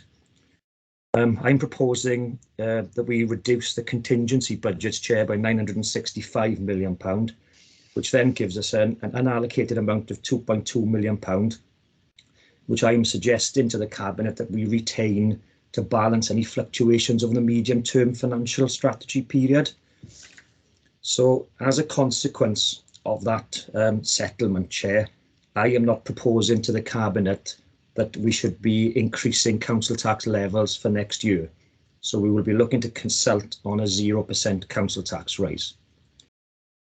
If I move on to section 7, Chair, in terms of the medium-term financial strategy, the Welsh Government settlement includes indicative allocations of 3.5% increase for 23-24 and 2.4% for the following year. So they are clearly less generous than the settlement for next year, which again is why I'm proposing that we retain 2.2 million pound of this year's funding to mitigate the impact of those lower settlements in the following year. What I've also put into this report, which I'm asking the Cabinet to support, is a policy around general reserves. Now, I'm in the very fortunate position that my predecessor was not, in the fact that we've now got an 8.8% settlement, despite having gone through 11, 12 years of austerity. So I consider myself very fortunate to be able to put this proposal to members today to actually set a strategy in relation to general reserves, because the financial position is healthier. And as I've noted in the report, there is no prescribed minimum or maximum level of reserves. And it's for me as the Chief Finance Officer to make recommendations to members. So my proposal in this report, should the Cabinet approve it, is that we should work towards a general reserves level of 4%, which would be around £13.5 million. And we should look to reduce the current reserve balance over the period of the medium-term financial strategy and support investments which can drive down revenue costs or generate income. The next section of the report, Chair, is to do with one-off investments to support COVID recovery. We've had a very long and detailed and positive conversation around the corporate plan. So within this report, I am proposing to invest some of our specific reserves into delivering specific short-term measures that will help kickstart the delivery of the corporate plan. So I'm proposing that we invest £700,000 in the Best Start in Life objective, £1.2 million into thriving and sustainable communities, £200,000 into heritage and culture. And you will note on the bottom of page 179, I'm proposing that we use £2.8 million from the insurance reserve to fund this, which will leave £700,000 unallocated. But I think it's important to point out, Chair, that individual projects to be delivered will be subject to approval by individual Cabinet boards if this budget, following the consultation, is approved by Cabinet at the end of February. The next section of the report, Chair, talks about organisational development, and what I'm asking here, Chair, is that Cabinet make a decision today to repurpose the current ERVR reserve into an organisational development reserve, so we can start actually investing in our workforce. And I've detailed on page 180 and 181 the types of initiatives that will be delivered over a 3-year period and will require £1.5 million of this reserve to fund. So That's a whistle-stop tour of the report, Chair. If I draw members' attention to page 183 and the 3 recommendations there, the first being to authorise the Chief Executive to consult with the public on a 0% council tax rise and the other investment proposals, to approve the repurposing of the ERVR reserve, as I've just mentioned, and also to accept my recommendation to move the general reserve balance incrementally to approximately 4% of the council's net revenue budget. So that's all I wanted to say, Chair. Thank you very much, and obviously I'm happy to take questions from members. Okay, thank you, Hugh, for your overview. I'll call up Simon Noyle, please. First. Thank you, Chair. And thank you, Hugh, for the report and Karen before him. Just to let members know who weren't in pre-briefing earlier on, I did have some questions which I sent to Hugh previous to this meeting. He replied to those via email. Responses that I had anyway for other members to hear what was said. So if I read out the questions I asked, the answers I received from Hugh, and I might just I've just scribbled some notes alongside Hugh's responses to me so that I can just question a bit further if I can. Just in terms of scrutiny, if I'm here today to approve a recommendation to go out for consultation, I need to understand the details. So that's why I'm doing this, I suppose. So my first question was, the report suggests Neath and Talbot are the 18th lowest in terms of settlement, which relates to free school meals and benefit claimants, but there's no detail included. Please come and see the detail behind the reasons why it is suggested we are so low down in the list of councils in Wales, please. Who replied with the changes in data are detailed below. He provided me a table with some numbers on it, which I'm happy with, which answered that question for me. My next question was in paragraph 7 on page 177. It suggests that indicative funding in 23-24 and 24-25 will be at lower levels of 3.5 and 2.4% respectively.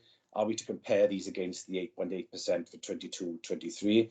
And he was said, yes, that is correct. I would just like to note at that point that section 6 on page 175, the budget sets aside £2.2 million to deal with fluctuations in the Welsh Government funding over subsequent years.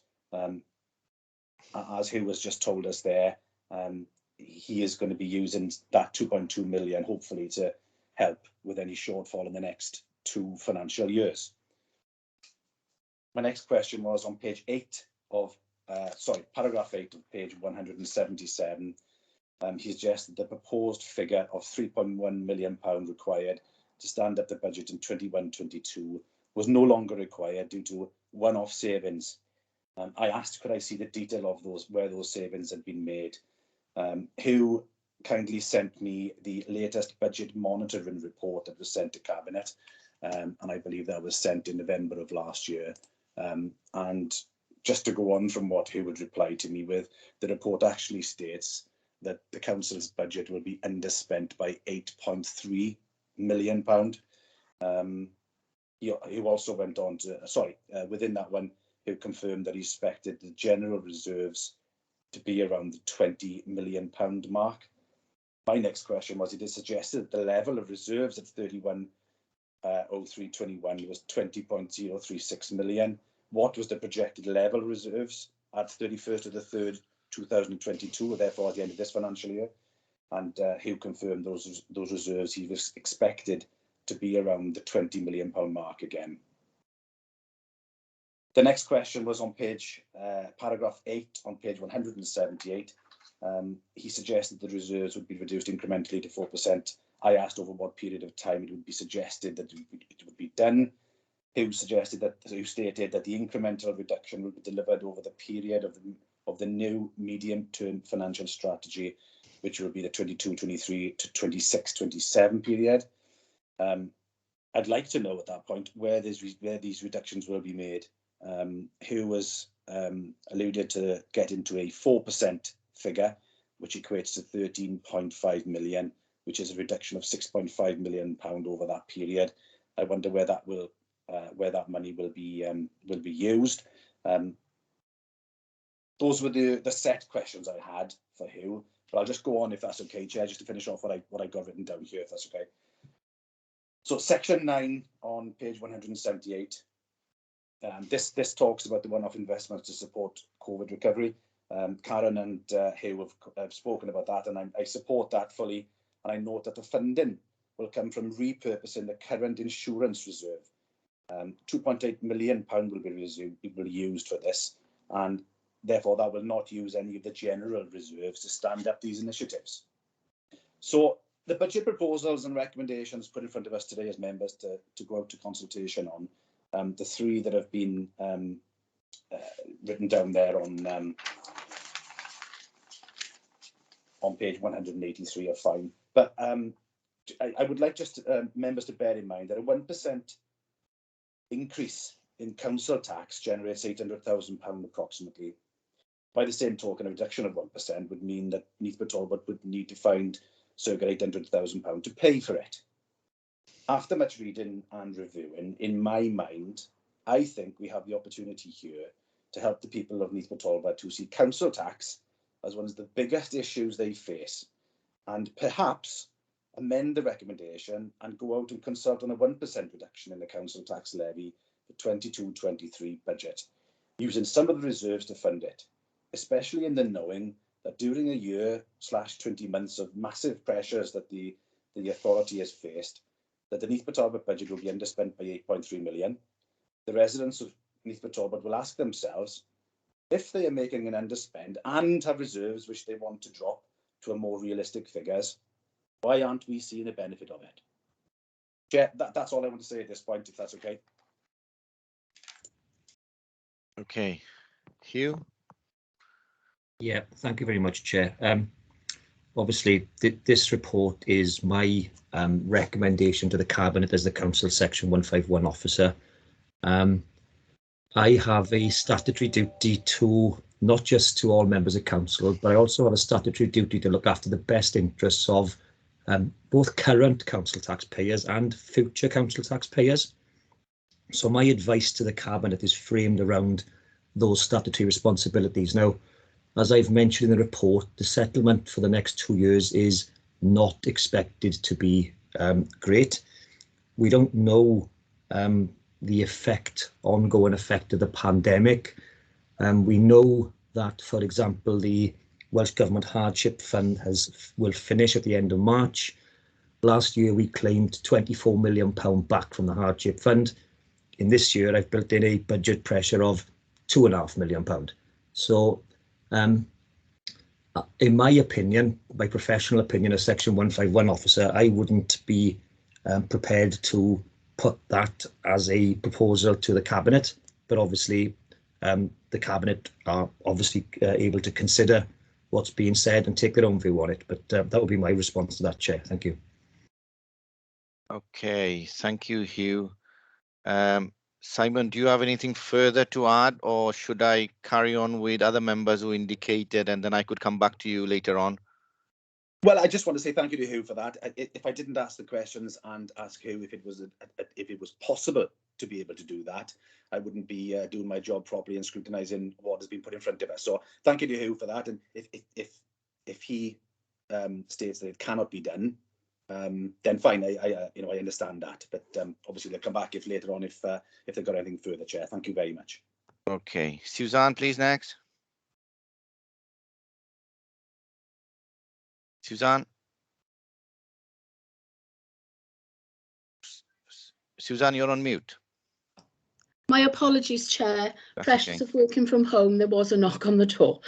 Okay. I'm absolutely delighted to be in the position that we can go out to consult with the public on a 0% increase. It's been a long time coming, and we have had difficult decisions to make ever since I was a councillor in 2012. We've done our absolute best, and I have to commend officers to keeping our statutory services on level pegging and even keel. But now we can pass on the good fortune to our residents in a way of not asking for any more council tax. For people who say that residents don't see the benefit. Yes, they do.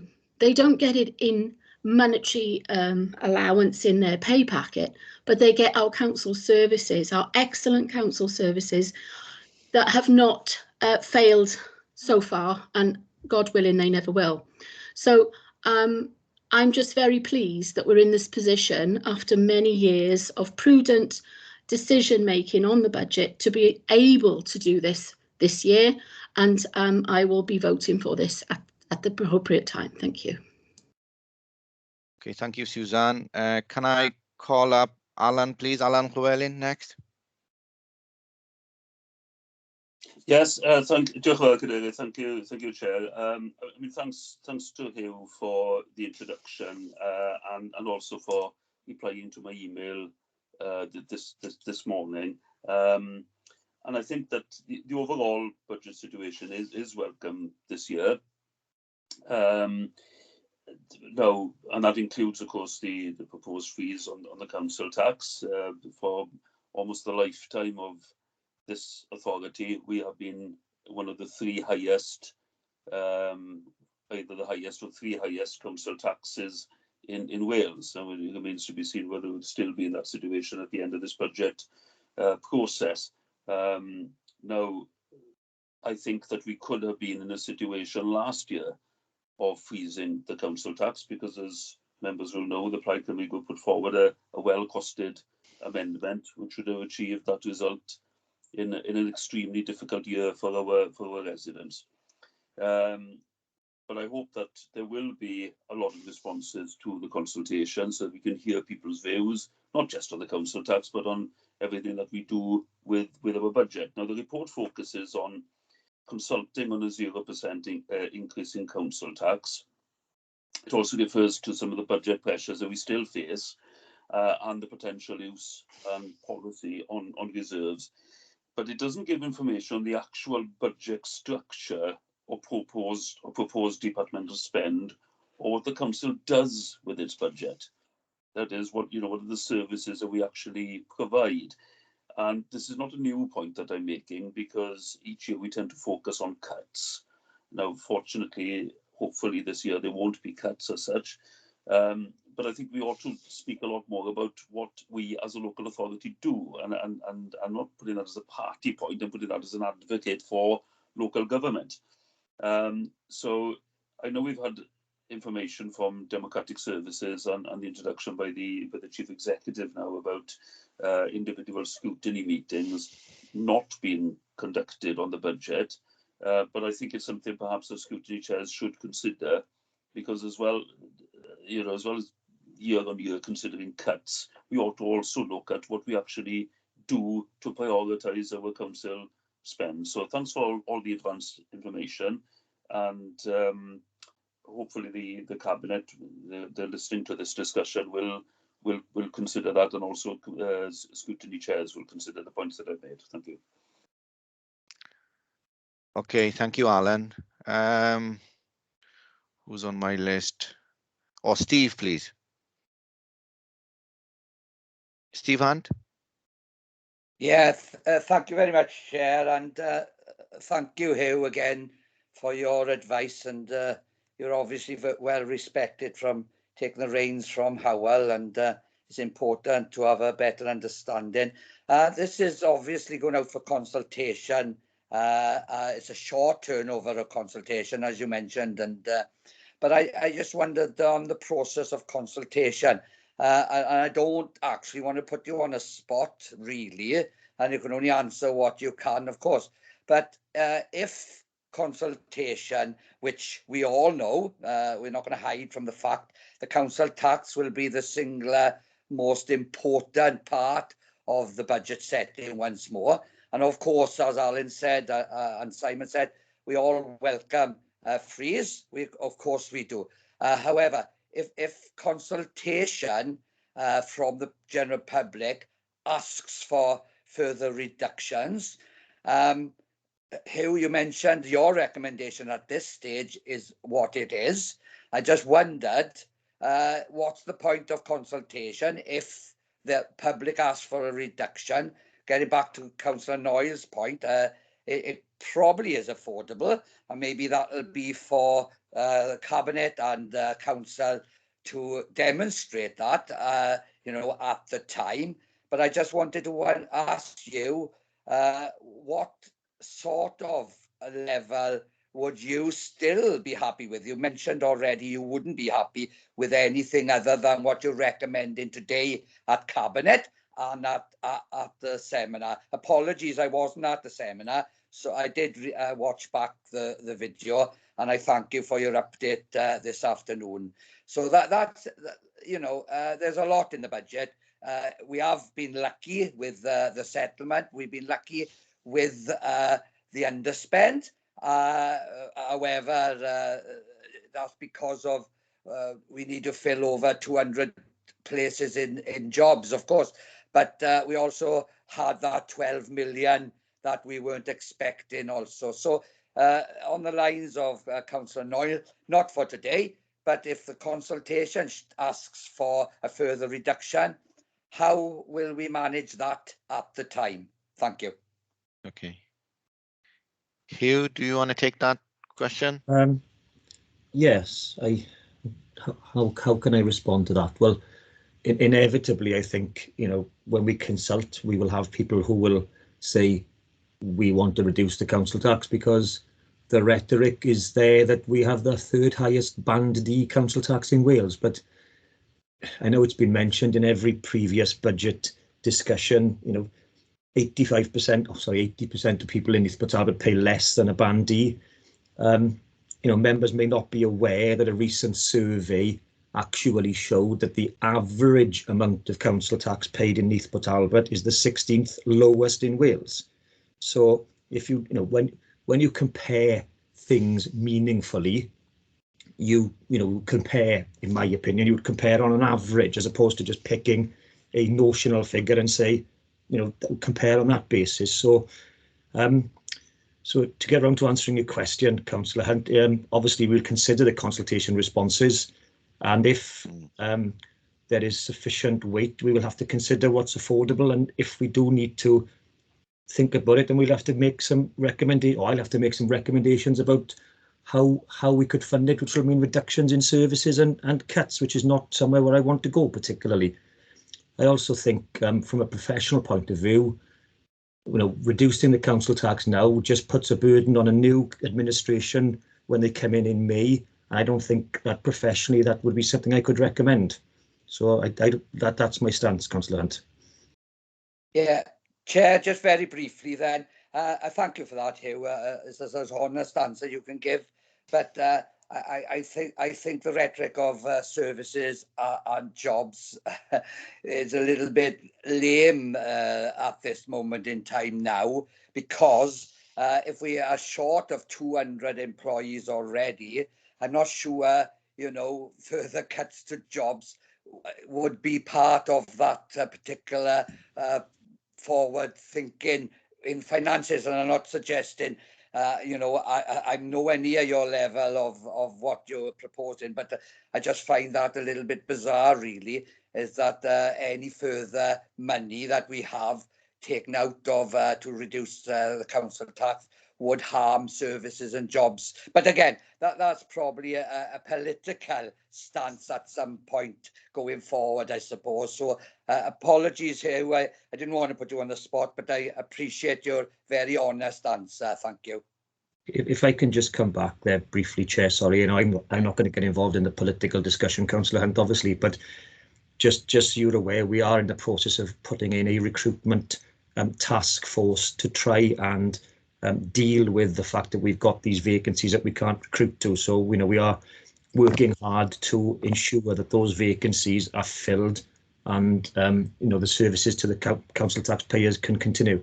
So just thank you for that, Chair. Okay, I have Sharon next, then Nigel. So Sharon, please. Oh, thank you, Chair. It's a great settlement. It's really good to be in this position. I'm really pleased, and it's really good to see the one-off investments as well. My questions around public services. I think people are interested in public services. We've had austerity for the last 10 to 12 years, which has really cut our public services.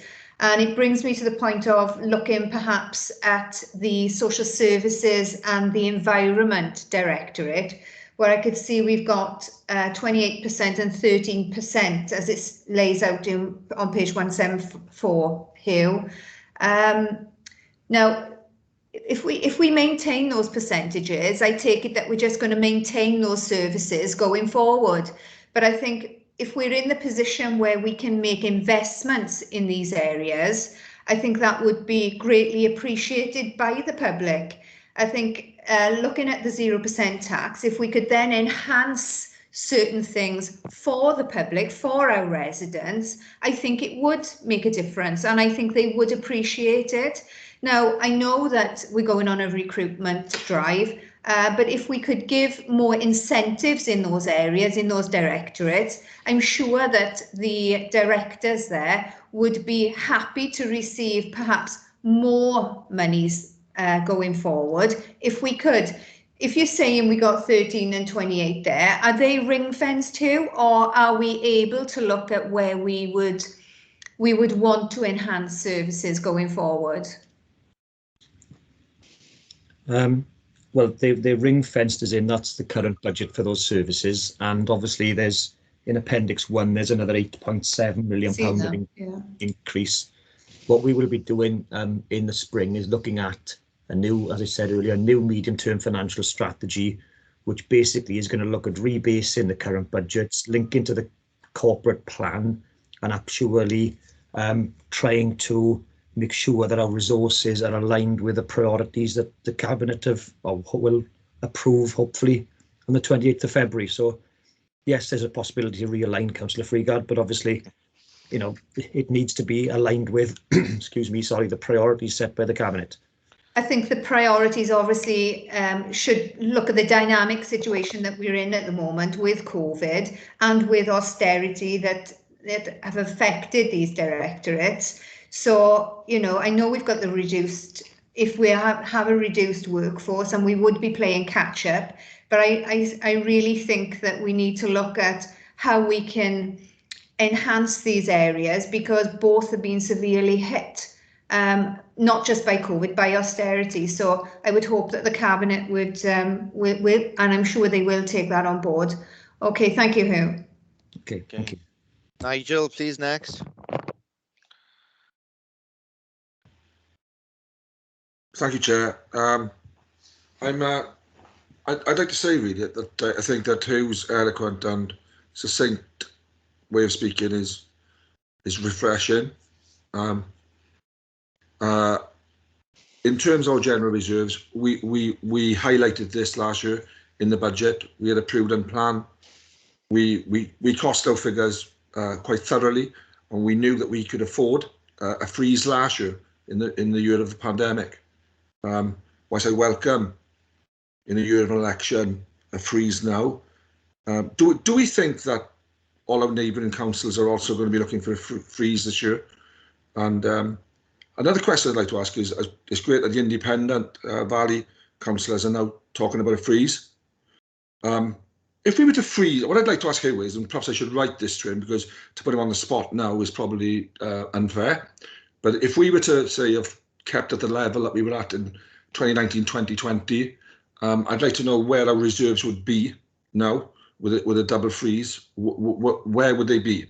Now, I'm not saying that we're advocating that because it's too early, but I'd like to know what the level of reserves would be. But as I said, I think it's unfair to put Hugh on the spot now. I'll probably write to him after this. Yeah, but, I think, sorry, Nigel, but I think that particular question is probably best if you do write to Hugh, and he can provide you more detail respond then. Okay. Is that okay with you, Nigel, on that particular point?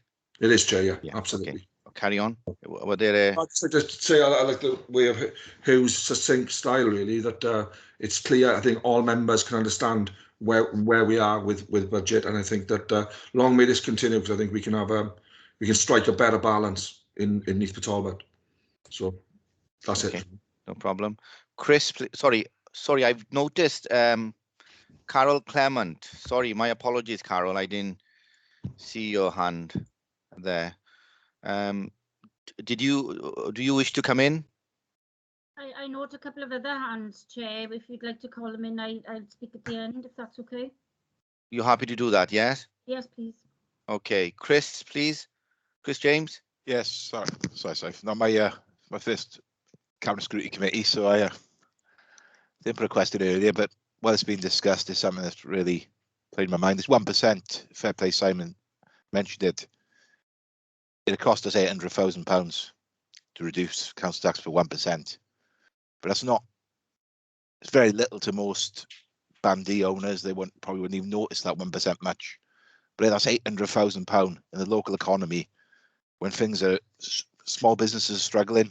That could be £800,000 that's floating back there. And if come a year's time, 2 years' time, we need that money back.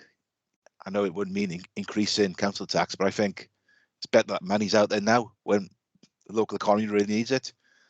And I think it could come from the equalisation fund rather than the 2.2 million, reduce that down to 1.4 million. Okay. Thank you, Chris. Suzanne, please, next. Thank you, Chair. Yeah, just a plea really to scrutiny chairs. I know Karen said it would be up to the scrutiny chairs whether or not to sort of hold the budget scrutiny meetings as we normally would.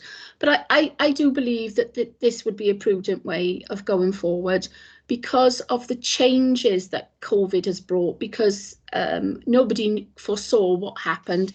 And looking back, we could look at, and as other members have said, is the money in the right place and are we doing the right things with it? So that would be my plea to scrutiny chairs to just to hold these budget meetings. Thank you, Chair. Okay.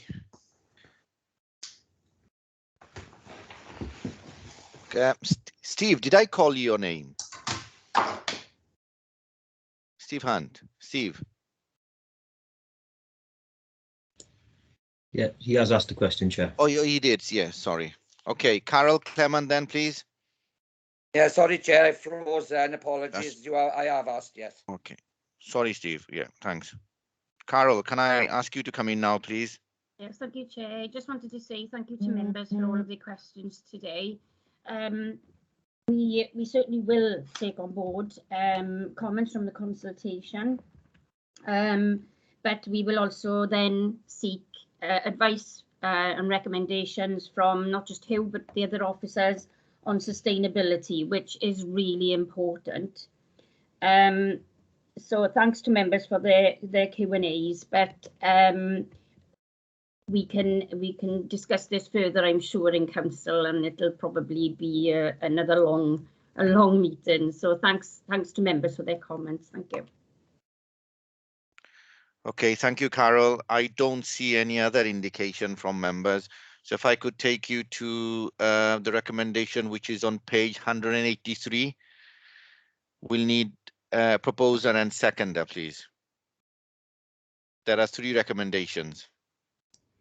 I move, Chair. Seconder, please. Second, Chair. Okay, that's fine.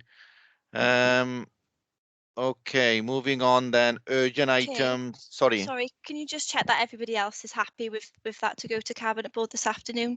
Yes. Just okay. if they aren't happy to raise their electronic hand. Okay, so we do have a proposer and a seconder. Can I ask if everybody else is happy with the report, with the 3 recommendations going to Cabinet today? If you're not happy, then could you raise your hand? Electronic hands. I see no hands, Chair. Is that okay, Chloe? Yep, yep, that's fine, thank you. No problem. Urgent item, then there are no urgent items today. Therefore, I would like to bring this meeting to a close. Thank you all for attending today's meeting, and can those that are invited to attend Cabinet, can you now please join with the link that's on your calendar. Thank you. Thank you all.